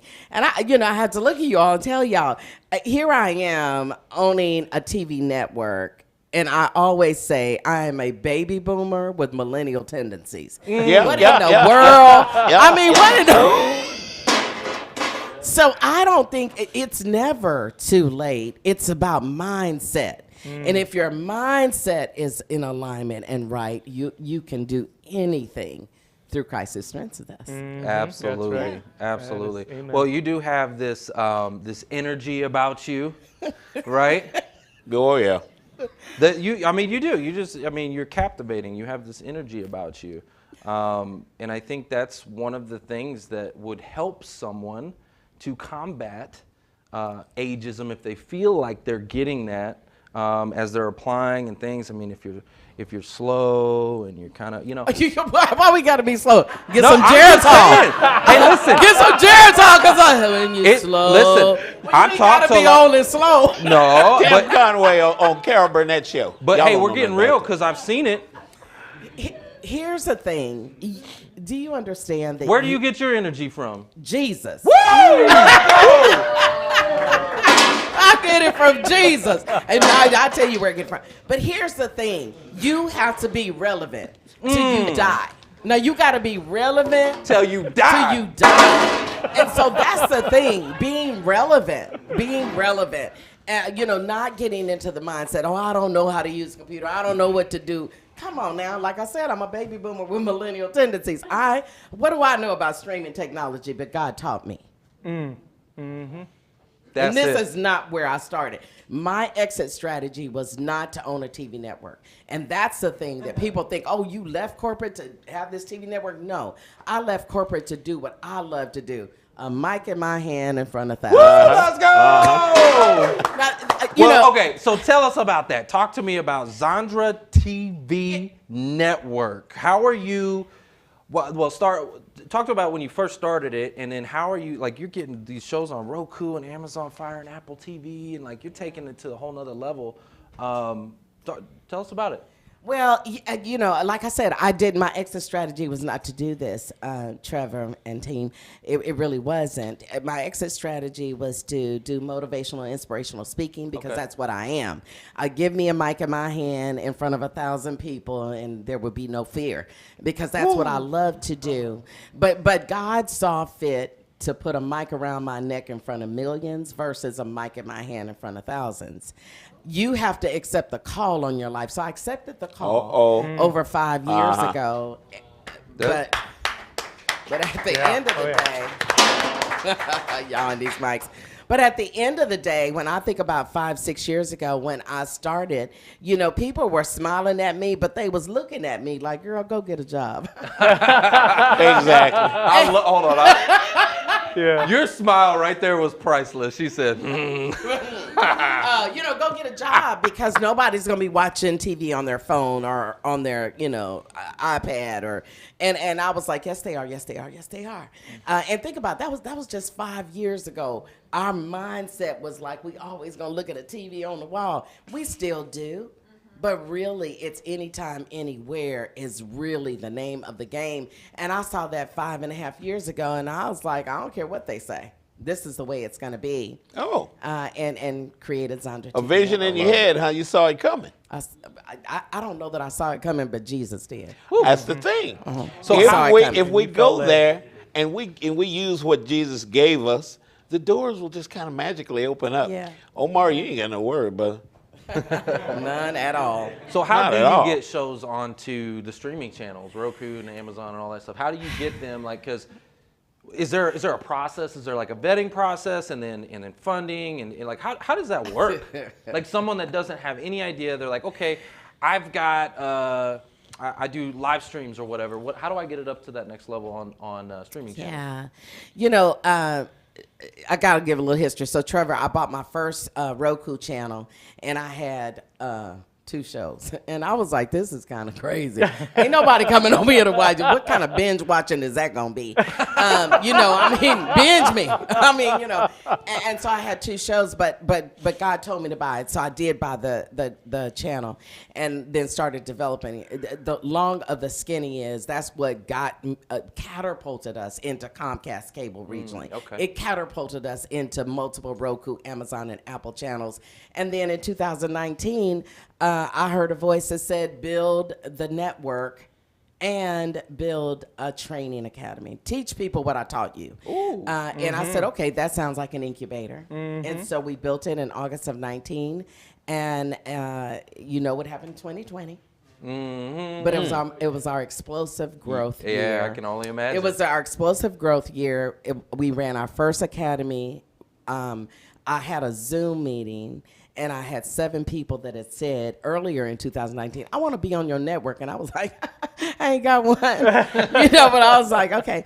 And so I called those 7 people in the room. 5 of them joined immediately. In 30 days, I had 12 entrepreneurs that were going to pivot and become TV producers on Roku, Amazon, and Apple TV. Oh, my goodness. Wow.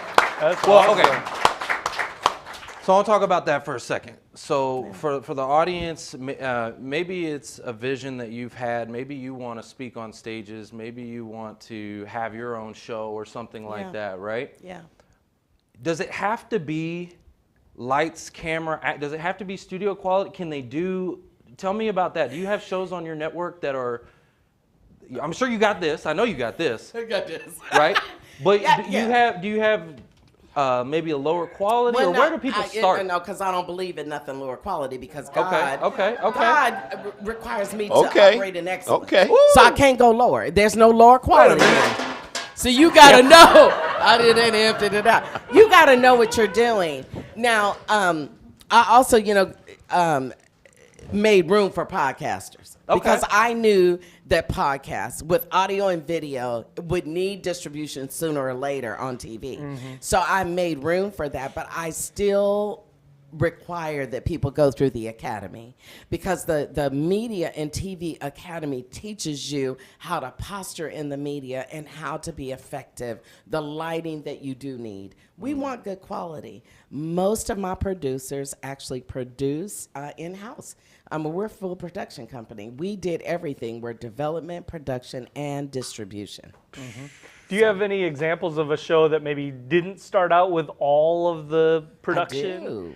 But yet was able to be successful and then launch into that? Absolutely. Leadership Global is on my network. Leadership Leadership Global, Linda Fisk.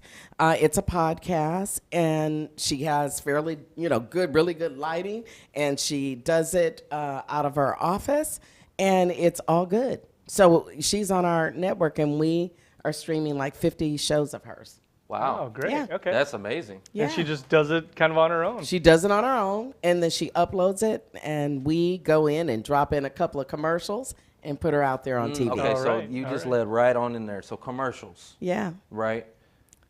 Sponsors, right? Because a lot of this stuff. So how does someone go about? Do you have tips on? Of course I do. Like, I need to get a sponsor. Come on, I need some of this. You need some of that do re mi. Any sponsors out there? Just you know, Yeah, exactly. Throwing that out there. Here's the thing. I think when you're making this pivot to come into TV, this is new territory for most people. Right. I mean, we could have a podcast, you know, and that's great. But when you really start talking about being on TV and what that does for you and the gravitas Whole that nother comes level. along, it's a whole Because everybody's got a nother podcast. level. Everybody got a podcast. Everybody got a Yeah. podcast. Zoom. If Yeah. you have a Zoom account, you have You a got podcast. a podcast, right? Everybody got a podcast. Everybody got a podcast. Everybody. So this right here, what you're Everybody. doing is awesome, but you need distribution on TV. So right. here's what the thing about sponsors. When we built it with integrated commercial bank. Okay. Which means Tell that me what that as is. you come on as a producer, we don't expect you to go out and get your sponsors on day one because you got to learn the business. It's a business thing. So we have a commercial bank, and when you film your shows, we then go and place commercials in your content to legitimize you out the gate. So when you tell people I'm on TV, go check out my show, they're going to see a commercial break. And the belief is somebody paid for that. So does And they did. Hold on. No, and I love Yeah. what you're saying. So when I first started this show, okay, I went to my power partners in the community because I didn't have sponsors. And I went to them and I said, these are relationships I already had formed. And I Yeah. said, hey, listen, I want to give you a commercial on my show to create that perception that I had sponsors, right? And I said, I want to give you this, right, until I can replace it, and then I will That's give what we you an did. opportunity if you would like to. You could buy it if you want to, but, right? But yeah, you have to create that perception. You're a genius. You like that? You're a genius because that's the way we built it. To me, see that is the winning factor because it legitimizes you and socializes your content on another level. Everything we do, we are ready for any level of TV distribution, which is why we can, you know, spread our wings and be distributed in Australia and London and because we've already built it in a way that it's undeniable. Well, that was part of my question, which is you have the TV side of it, but then you also probably have a media advertising side of it then too, right? Do. So you have We a do. We're joint full business. service digital marketing and advertisement company. And so we teach you how to go get those advertisers. And so, you know, everybody's, you know, used to talking about white label. So, you know, we do a lot of white label. We white label the contents of the package and then you can layer your brand on top of it. We have a base price, but you can set your price based on your content. So we really, I mean, the goal of ZondraTV Network is to really be that place for business entrepreneurs to pivot into TV and start making that money. Because ain't nobody making no money on YouTube for real now. I mean, I don't know. You getting some? I ain't getting none. But I bet she's getting some. But you probably getting some. But you Madeline know, out there, she getting some. She but getting a little bit. it's one She's like, in 75 people in the room. You know, one. I want to create more winners than that. Just one. And so the way you do that is on TV and having sponsors and advertisers. But we teach you how to do that and how to go after your avatar because yours is different from mine. I love that. And so you've got all those packages ready to go so that people can step in Absolutely. and go sell that package. Yeah. Where do they, okay, so I got this package, I sign up, I'm ready to rock and roll. How do I find my target audience to go sell it to so that I can grab those sponsors?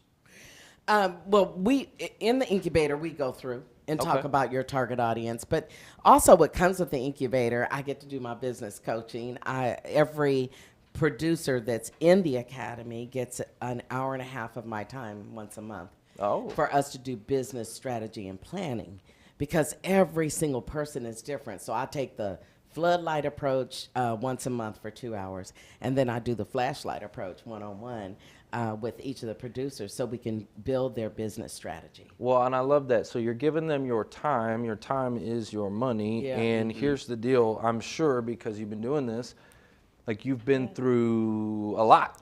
I'm sure there's been some ups, some downs. And Talk some to me about turnarounds. some turnarounds, some look 180s. look for the exit. Yeah. Like what? Talk to us about some of those challenging times that you had starting this business because it's exploding and you're just doing amazing things and I love it. What were some of the dark moments that you had to overcome? I think I've never really talked about this a whole bunch. But I sold my house for this vision. Oh. Mm-hmm. Yeah. That's all. I went all in for this vision. And I really thought, because I heard, you're going to be a lender, not a borrower, that I was to take that money and invest it into my business. Mm-hmm. And that's what I did, because I didn't want to owe nobody. I'm going to be the lender. Well, now that I look back over the years, money gone, money gone. And I think about it. Really, what God was telling me at the time is that you will be the lender of money to small business entrepreneurs to make their dreams come true on TV. I love it. I love it. So that's our business model. Yeah. I hear stepping out on faith happening. That's our business model. Everybody that comes to Zondra TV Network is 20% down, and then monthly payments over 3, 6, 12 months at 0% interest rate in order for your dream to come true. Uh-huh. Because people don't walk out here with I got sponsors with all this money. Throw some money in there for me. How do you find and vet one of your shows, right?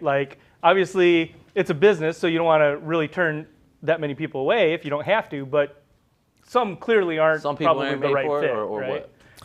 Oh, yeah, I've had to turn a few folks away. You had to say this because, this the content, we've coined ourselves as the home of positive programming. Okay. So there's just certain things can't be on my channel. Sure. Okay. And I don't have no problem going you know what?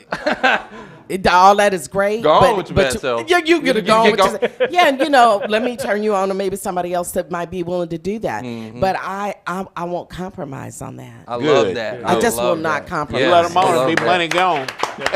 Right? Yeah. Exactly. So I'd like to do something right now. Who in the audience has a dream? Does anybody raise your hand if you've got a dream? I got one. Oh man, we got a bunch of them. Okay. You got a dream, right? Okay, I got a bunch of hands going up. So what I would like, if you'd like to share with us what your dream is, that we can maybe build a TV show around your dream and get it out there to millions of people. Just raise your hand real quick. You got a dream you'd like to share? All right, Hope, can you bring the mic, please? Just one, please. How's it going? My name's Daryl Holloway, and I've had a nonprofit called Acts of Joy since 2015. I lived in Indonesia for a year, and I got to see what a third world country looked like. And then when I came back to the United States, I was like, man, I'm grateful to be in the United States because of the things we have. And I know we have problems, but I saw different problems when I was in Indonesia. So my dream's always to build this program or this nonprofit up to things to give back to people. And Acts of Joy basically is what I would do, and I do this depends on the time frame. Last year I gave 386 pairs of socks to the homeless. I've bought meals at Walmart. I've done things like that. I've given Starbucks to other people just out of the blue. So it's a dream that started pretty well, and then it's kind of dwindled because I was a school teacher, and then the time wasn't there. And now now I'm a realtor. I just resigned from being a teacher this May, and it's always in the back of my mind to bring Acts of Joys back to basically give and spread joy, because happiness is easy. Everyone could be happy tomorrow, but they also can be sad the next day. But if you can be joyful in your heart, which we all learned from going to church and being religious and believing in God, that's really what matters. And that's why Acts of Joy to me is a big passion. And I'd love to take that off the ground and for it to be what I do.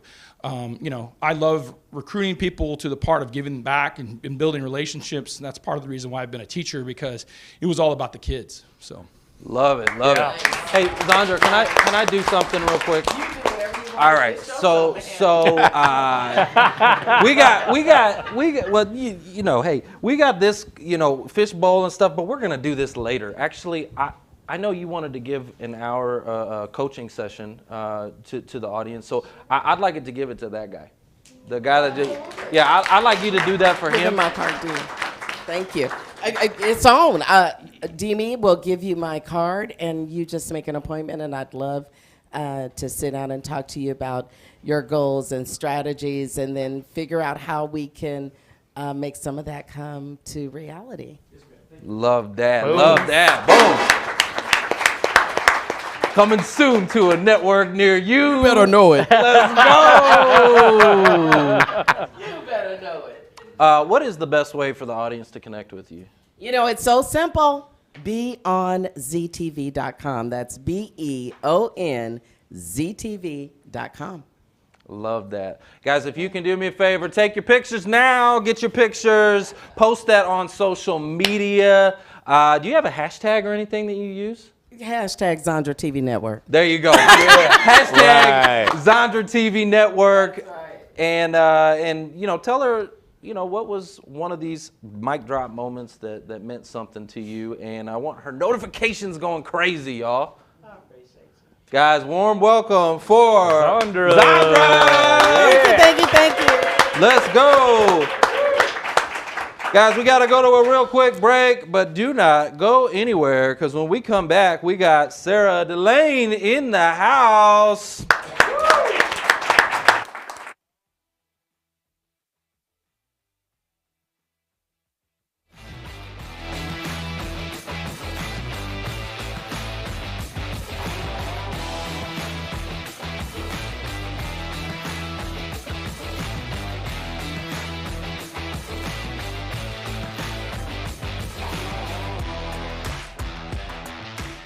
It's time to pay it forward. Who You Know Nation, check it out. I got an idea. It's actually not my idea. It's not really original, but the movie Pay It Forward, where he's talking about helping 3 people. And if those 3 people help 3 people, and then those 3 people help 3 people, right? It starts to create impact and change. And that's what I'm all about. I've been doing our summit and everything with the Who You Know show now for years. Everything is free to the community. We've been giving for years, and it's always been about impact for me. And so I'm going to ask you for a favor. I'm going to ask you to pay it forward. It's something we always talk about. If we've ever provided you any value, I want you to share it to 3 job seekers, 3 people who are looking for their next successful opportunity. Or the other thing you could do would be to share the link to our summit online. You can literally just do it in a social post. You could post it out there. But if we do this, think about it. We can cause change. We can actually make an impact, and you can be part of that. And I want you to be part of that. We appreciate you. Hope you have a phenomenal, blessed day. And let's go make some change out there in the world. All right. Thanks.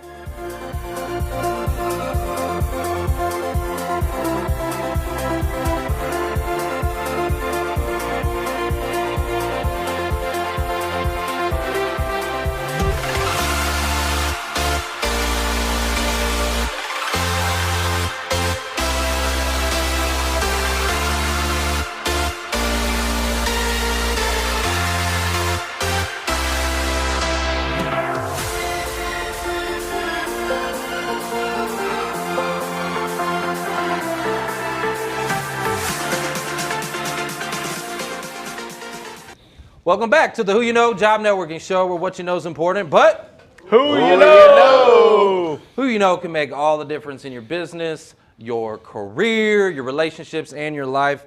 Guys, I'm super excited to introduce you someone who has gone from Hollywood to transformational leadership, business brand, and a marketing strategist. If I can get a warm Who You Know welcome for Serah D'Laine.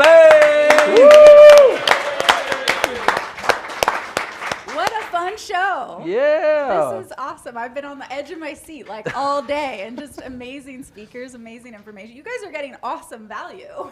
This is this is great. Well, I'm super excited you're here. So Amberly Lago introduced us. I was gonna say I'm here because of Who You Know. Yeah. So it's really like Who You Know. Yeah.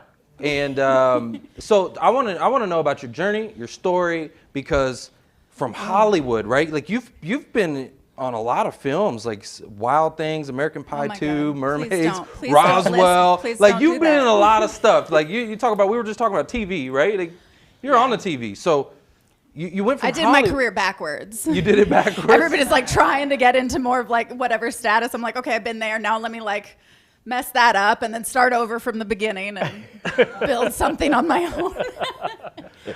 I do a lot of things backwards. Yeah? Yeah. Ain't nothing wrong with that. Nothing wrong with that. Well, tell us about the story. It starts with a vision, and then you work it backwards. Well, talk to us about it. Well, tell me about Hollywood, right? And why you got into transformational leadership. Right. How Yeah. What led you there? Massive bridge over to that. So yes, I started at 13, so really, really young. Child star, if you will. I mean, doing the whole lifestyle that most people are like, celebrity parties and red carpets and all the things that are like glitz and glamour. It is not what it is cracked up to be. Let me just tell you. Oh. Yep. And because of just the scene, the industry, I mean, that's networking. You gotta be a personal brand. You have to get your own work. You have to go without work for a long time.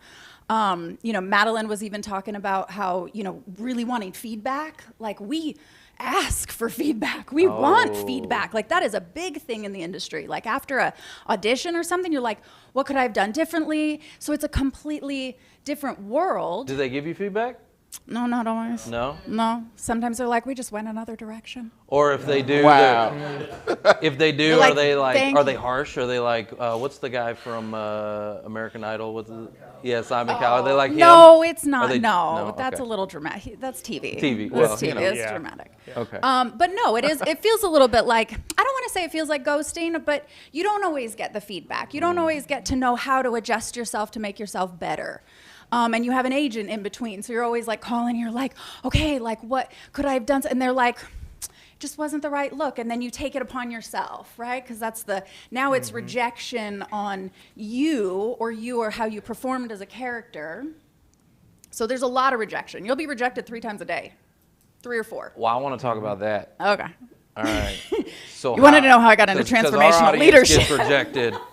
Our audience gets rejected 3 times a day, right? Yeah. I mean, it just happens. The job seekers are applying online and they're getting those canned emails. So talk to us about rejection. How do you overcome rejection? How do you overcome that feeling of like imposter syndrome or whatever? Like, you just feel labels empty. You know what I mean? Yeah. We don't like labels, do we? Nobody wants to be like, yeah, I got imposter syndrome. One of the biggest things, and now I teach this to my clients because, yes, there's imposter syndrome, but I actually think, and I'll say it this way, so follow for a second, because I do a lot of the internal work, right? So there's personal branding, there's personal development. So in the personal development, like getting out of your own way, getting out of your head, imposter syndrome, I look at it this way, it's a resistance to the version of you that you would ideally need to become for whatever that level of success is. So if we act like the highest version of you, the best version of you, the most authentic version of you, right? I call it your identity of success. Sometimes it's your future self, right? Like I start playing with the different parts of your personality are like characters. And some of them are either in alignment together. Some of them are either like on the same team, or maybe you've got like Patricia and she's a perfectionist. And then maybe you've got like Debbie Downer, right? Like on the bad days. And if they're arguing, it's like 2 kids in the back seat and they're like not on the same team for your level of success that you want to get to. And it's also not something, because there's that whole principle of like fake it till you make it, like get out of imposter syndrome. I do not agree with that. No. Completely do not agree with that. For this point exactly, if you're going to tap into a version of you, everybody's heard for every next level, you're going to need to be a new version of yourself or find or discover that version of yourself. Anybody heard that? So it's not something you fabricate. You don't go shopping for your future self. You don't go shopping for your like identity of success. Yeah, like who do I want to be today? You're gonna find it somewhere within. So it always comes from an authentic place. It is not something that's fake. It's not something that's falsified. Right. It is something that you are tapping into deep within and then you are embodying it. An actor's job, if you will, is not to act. Their job is to embody an authentic characteristic, an authentic personality. So if you tap into playing that game, thank you. That was dramatic. You're getting. He wants to be on a soap opera too. Very dramatic. Well, it was kind of like the solo clap, the clap that's like. You're like. Yeah. I had to help him out. I love it. I appreciate that help. Well, I've got a question about that because so you've got Hollywood, you've got rejection, constant rejection, you've got zero feedback, you've got all of the mental health issues that go along with that, right? So This is what why are I got some of- into transformational leadership. Exactly, right? Because when you don't get feedback, you start to have self-doubt, right? In self-worth No, issues. not at all. You can. Not at all. Not at all. So I've you- never your experienced that one bit. experience, and maybe some of the other people that you've seen be most successful at overcoming that. Like, what have you done to address that, or how did you overcome it? I dove into personal development, like head first. But I was also going through a really deep spiritual experience in my life, a really deep journey. There was a lot of things that I was not doing in Hollywood that I shouldn't have been doing in Hollywood, right? So I got into a lot of things. I mean, you start young. I was running through a lot of personal stuff that personal healing that I hadn't yet addressed. For a long time, I was using characters to escape. But on one level, that had me not really know who the authentic version of me was. And so I suffered because of that, got into a lot of drugs and alcohol, did all of that. I don't recommend that as a life lesson. There's many other ways to learn lessons in life than to go that direct and then almost die. It's not a good plan. But that put me on, talk about a calling and really shifting your calling. I woke up to really recognizing that I wasn't in touch with an authentic version of me, and I didn't know what that was, and that scared the out of me. The other thing that was happening is the industry changed.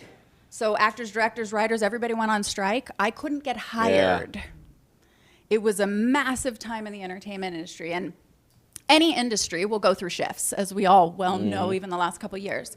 So I'm sitting here now. I've started at 13. I've been rejected, right? So you get used to that to a certain extent. It gets numb. So to answer your question, you're like, okay, you have to just find how it's not you, and you just show up and you do better. Okay. You just show up and you're like, okay, let's do better. But also at that time, I couldn't get hired. Nobody, it was offer only. It was like, you send in your resume and they're like, we already have an offer, but we're going to take your resume anyway. That's just, so imagine that's kind that. of messed up. Yeah. Like, we already hired this person, but you can but go ahead and apply. But when things are happening, you can't hate on it. When things are happening in an industry, everybody's trying to hedge their bets with making money and doing things that's going to be best for an industry. That all being said, I had started so young that I also tested out of high school at 15, so I didn't go to college, so I didn't have traditional education. I had life skills. I knew I had a personal brand. I knew how to connect with people. I knew how to build relationships. I knew how to be a brand. I knew I was the product. Well, let's go into that. Let's Okay. talk about that. Okay. Okay, because you are a personal brand expert. Oh, thank you. You talk about a personal brand is not a maybe, but it's a must for success. Now especially, yeah. Yeah, well, talk to us about that. Everybody went digital the last couple years. Yeah. So not only that, everybody's checking everybody else on social media, whether it's YouTube, Instagram, LinkedIn, doesn't matter. So whether you know it or not, everybody has a personal brand. I just like to identify, are you doing things and strategizing in a way that would make your personal brand profitable? So are you just like posting about cats, or are you like, That could work for you if you're selling something for cats. But no, I see don't a lot hate of on people, anybody's dream. Just what are you? Well, I talk about that too because we see with these job seekers sometimes.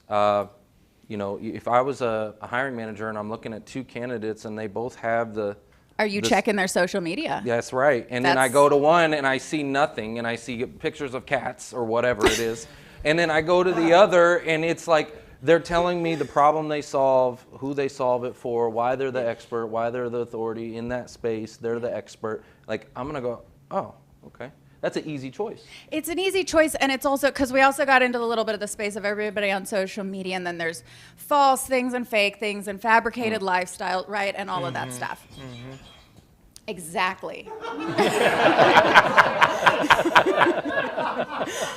So that being said, the key that I want to just make sure, and this goes to whether you're going in for a job interview or whether you're posting something on social media, the most important thing is to be your authentic self.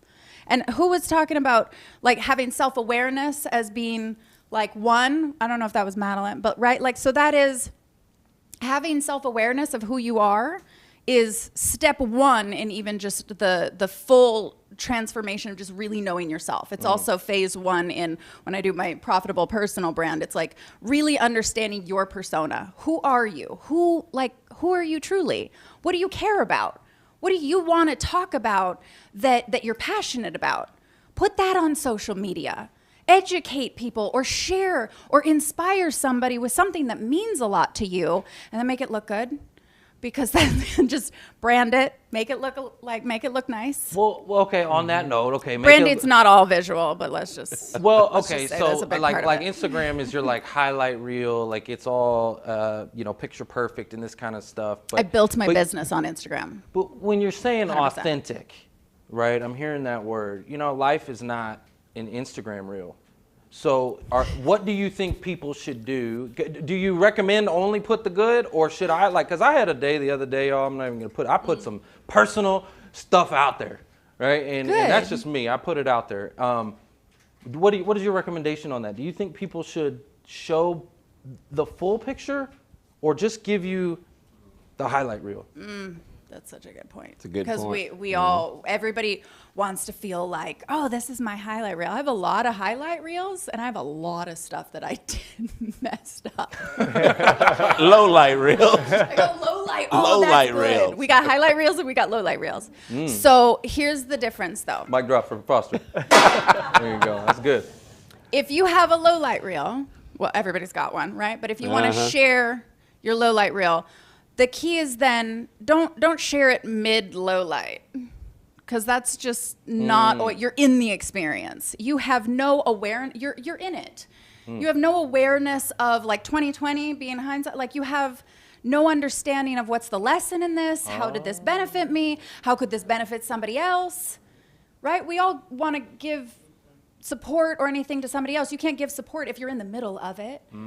So share your low light reel, share the experience, share the lessons that you learned after you came out on the other side. You don't have to be like, oh, I'm crying and show how I'm vulnerable. Yeah. You can be vulnerable and share an experience authentically with like it, I want to add to that. Okay, I want to add to that.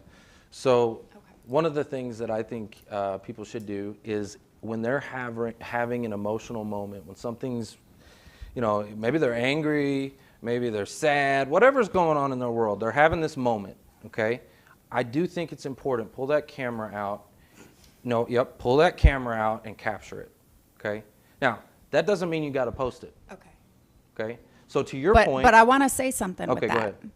Because if you're in a moment with yourself, and you're taking a hot second to be like, oh my God, let me shoot this. This is a great moment. Then you may miss the moment of your lesson for yourself. Just, so like be in it. Be okay with being in it. Then break the camera out. Then break the camera out, okay? Like you're Or maybe still in journal it. about it, Or right? journal about it. But like, I mean, and this is such an actor thing too, because whenever we would have a crying moment, you're like, oh my God, this is so good. Let me like log this in my crying so the next scene that I can actually like tap in and use it. So I get what you're saying, but then you're pulling yourself out of the experience. You just are. Okay. Here comes the job father out of me. Yeah, let me hear from Foster. Now, you guys hear me talk all the time. My number one word is relationship. Ooh, Now, can we talk about that? What we're talking about right now, that brand, well, you will have an affinity. A lot of people will come to you.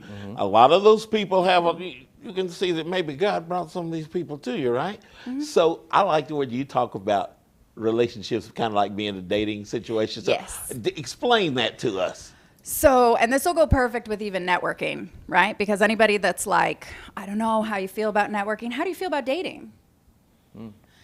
Even if you're in a relationship, right? I could get a lot of people in trouble right now. I look at it like this.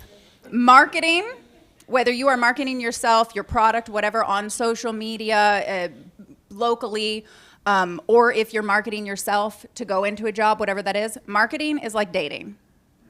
Branding, your brand, your personal brand, or your product brand, the tool for that, that is about building trust. So that's how marketing and branding are different. Sales, buying is intimacy. Tell me more about that. Which part? You said buying is intimacy. Yes. I say it a little bit differently, but maybe not camera appropriate. Understood. Okay, gotcha. Okay. Go ahead, be authentic. Yeah. Wow. Well, we've just I lost my sensor a long time. We've just come out of Mental Health Awareness Month, right? Yes, we did. Can you tell us a little bit more about your self-mastery and your leadership formula? Yeah. Right? How that works. So I call it the self-aligned leadership strategy. They're a series of techniques or behavioral shifting techniques, if you will. So it's all rooted in, I mean, you're gonna make me nerd out. Like NLP and hypnosis and all the like expert speak stuff. But what it really is, to me, is really going through these series of transformational techniques. If there is something, if you can look at yourself authentically and be like, okay, maybe this I need to change, or maybe I do have, maybe you're okay with saying, I've got perfectionitis, right? Or perfectionitis. I call mine Patricia. I love her. I adore her. Got a name. I name them. She's needed. She is my level of excellence. When she starts acting up, I'm like, okay, girl, like you gotta sit down because this is like we're not being productive. That's my sister's name, Patricia. I'm so. That makes sense. Yeah. So first, it's identifying the parts of you, the ones that you like, the ones that maybe are in an argument with the other ones that would lead you to your success. So it's really going through self-awareness, self-acceptance. That's where you get to have compassion on yourself. You get to love yourself, all the parts, the shadow, the light, all of those parts. And then you get to be in alignment. And the alignment piece is, what are those strategies? What are those techniques that I need to continuously do that will put my behaviors, my mind, my emotional state, my spiritual state, if you will, everything to be in alignment with that future version of you, that highest self, that best, most authentic self that has the dreams that you do and wants to achieve them. Whatever version of that it is for you, tap into that. And then realize the gap that's in between. So all we're doing is a series so that we can actually shift the conscious and the subconscious so then it becomes natural. So that then procrastination, perfectionism, all those things are a small conversation rather than something you have to like fight through. Yes. Okay. So that's in the transformational leadership sort of techniques. In your program leads people through that process then? Yes. Yeah. So after doing thousands of sessions, I recognized a certain pattern that each person was experiencing at every certain level. So once I just started tracking those patterns, like I'm not good at math, but I'll do things backwards.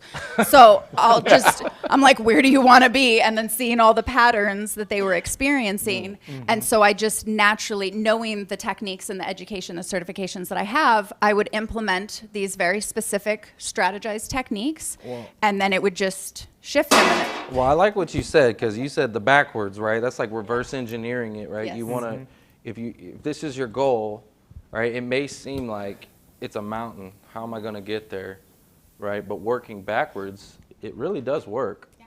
Mm-hmm. Done that so many times. When I was in, so I homeschooled myself at 15 before I tested out of high school. Wow. I was working. Yeah. Right? Yeah. But I didn't have a teacher, so I didn't have the answer book of any problems. So I got the answer book. And some of you might be like, ooh, okay, she could have cheated there, but I didn't. I'd like to have a little integrity. So I used the answer book, and I had to take what the answer was and then work the actual problem backwards to then understand the formula. So if we put those same principles to ourselves, what is your dream? What is your goal? What is the answer that you want to achieve? Work those problems backwards and then understand whatever 1 + 2 + 5 × 3 / 6, whatever you got to do to get to that answer, then that's how our minds work. we're not as complicated, but we just kind of get ourselves in our own way.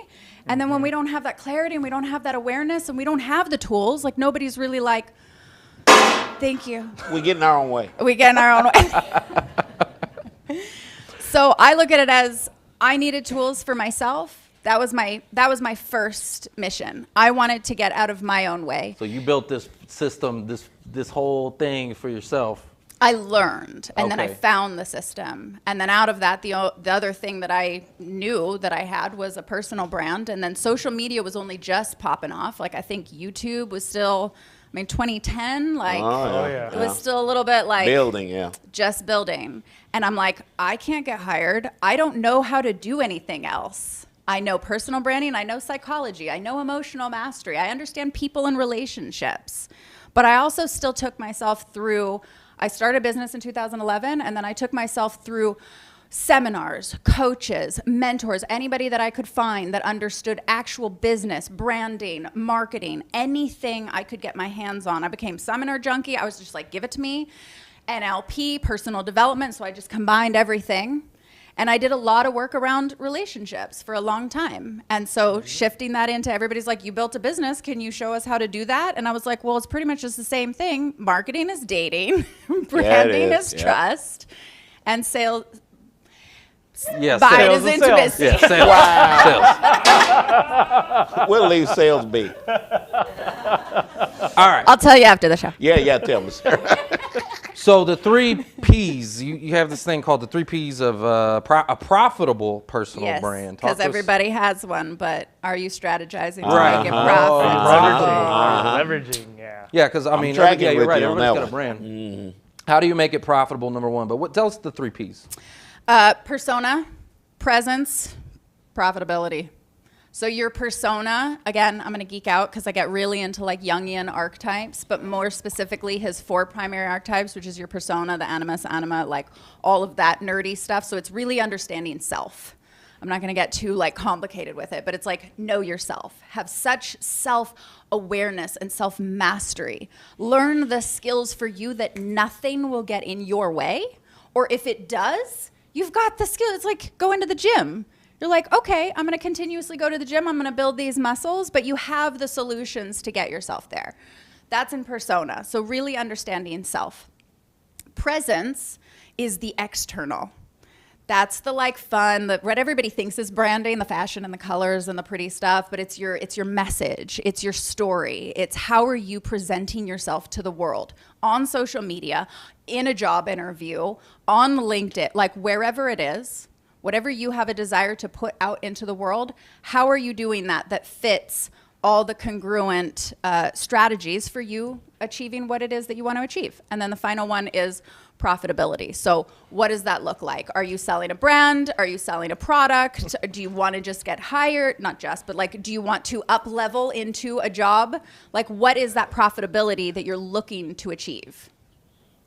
I love that. That's a lot. I mean, there were so many mic drops in there. I don't know where to begin. 3 P's. That's It's only a lot. entrepreneurship and success. That's all we're talking. That's it. So you also have a podcast. Yes. Talk to us about your podcast and what do you think, well, actually, who do you think would be one of your most inspirational interviews that you've had so far?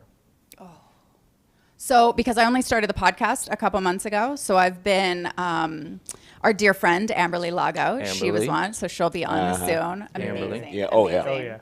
Amazing. It's called Lead Like Her, and the principle is to really, the her is the highest version of females who want to really step into those levels of leadership, right? So who is that highest version for you, right? So I'm big on supporting female leaders. I love working with everyone, but it's definitely like a soft spot in me because, right?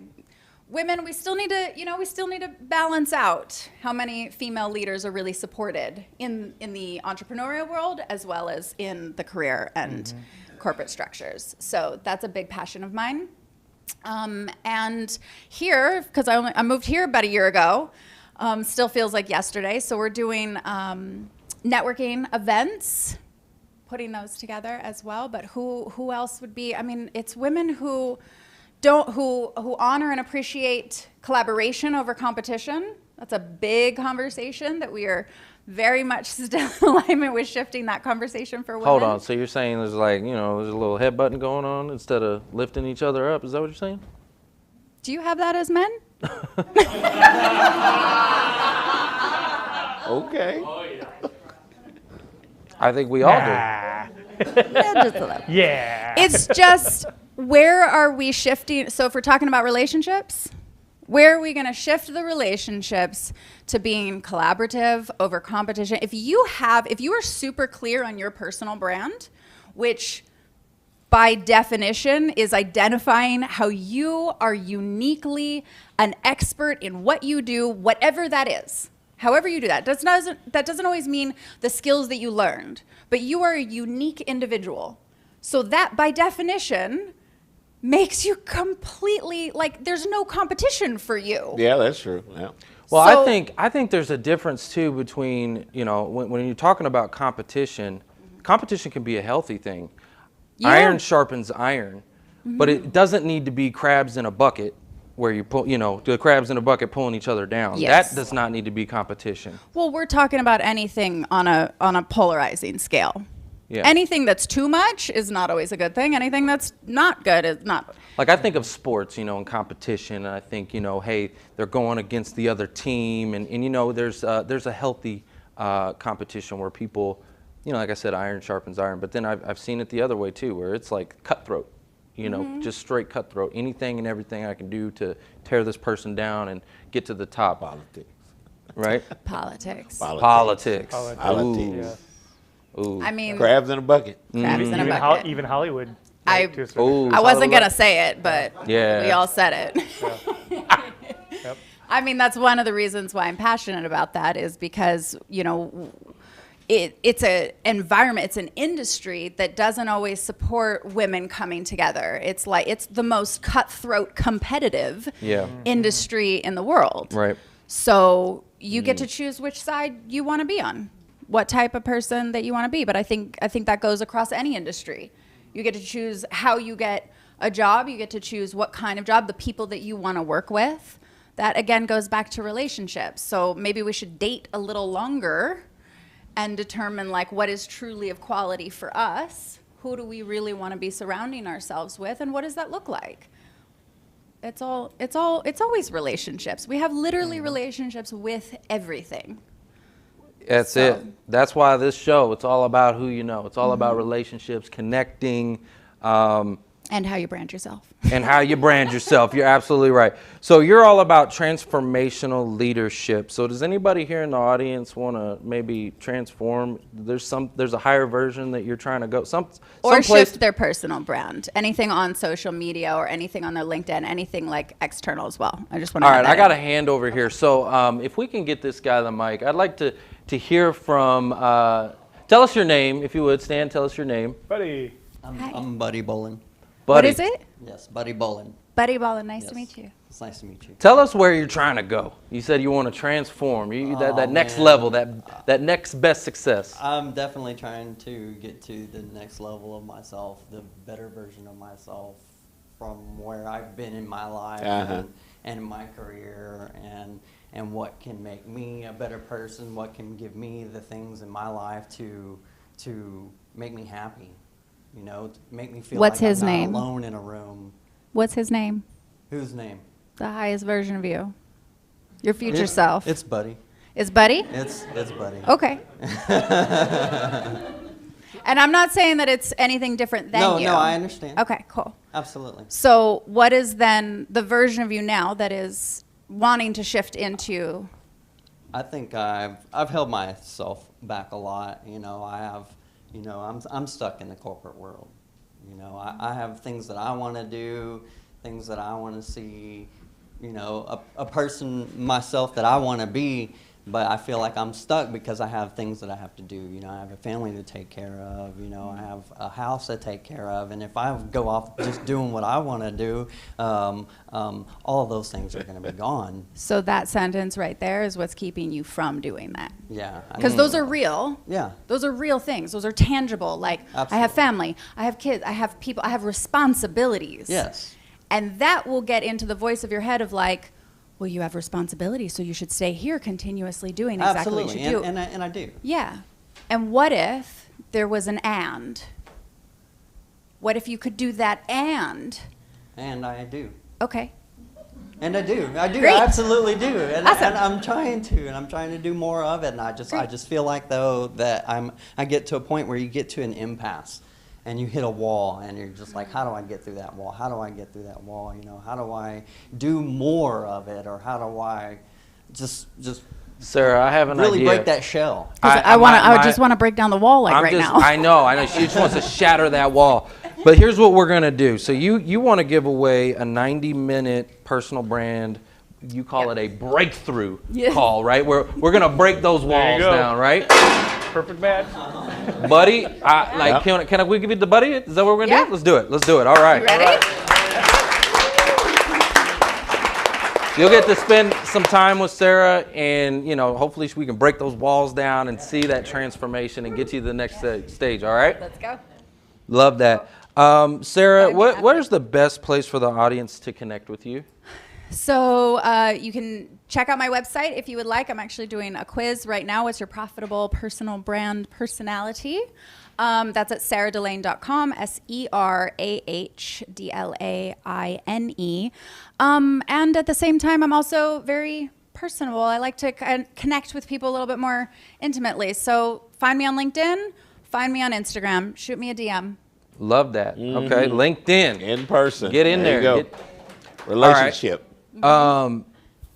As you know, it's Who You Know. This show's all about relationships, connection. Who do you know that you think could make an impact in that chair? That's a great question. I'm meeting a lot of people here. You put me on the spot. I've only been here like a year. But I've definitely been networking a lot. They don't have to be here. Oh. They don't have to be here. Yeah, they could That's be a anywhere. good point. Yeah, they could be remote. We'll pull them up on the TV. Who's God right crossed there. your pathway? Yeah. Made an Across impact. my pathway. Well, I'll let you think I'm about gonna think about that one. Think about that. Because I got some people in mind, but Yeah, Okay, somebody that's what we like to call world changers, right? We like to bring people up here that are making an impact, shaking things up. Yeah. You're helping people transform. Yeah. Just like You're you, a world just like changer. Amberly. Yeah. Right? Yeah. So you're helping people transform. We need people like that. Love it. And we're always looking. So love it. All right? I'll send you a list. Love it. Guys, take your pictures right now. I want you to take your pictures, blow her up all over social media, tag her, and tell her what was something that you learned from today's episode. Guys, that's the show. That's the It's show. all It's all about about Who Ya Know. Trevor Houston here, and I want to thank you for tuning in to the Who You Know Job Networking Show. We hope you've been inspired, encouraged, educated, and entertained all at the same time. For information on our different events, workshops, partners, or partnership opportunities available, check out whoyouknow.show for more details. And be on the lookout for our new mobile app. You never know how this show could help someone you know. And if we've made an impact or put a smile on your face today, don't forget to hit that share button on your way out. Until next week, it's all about Who You Know. Bye!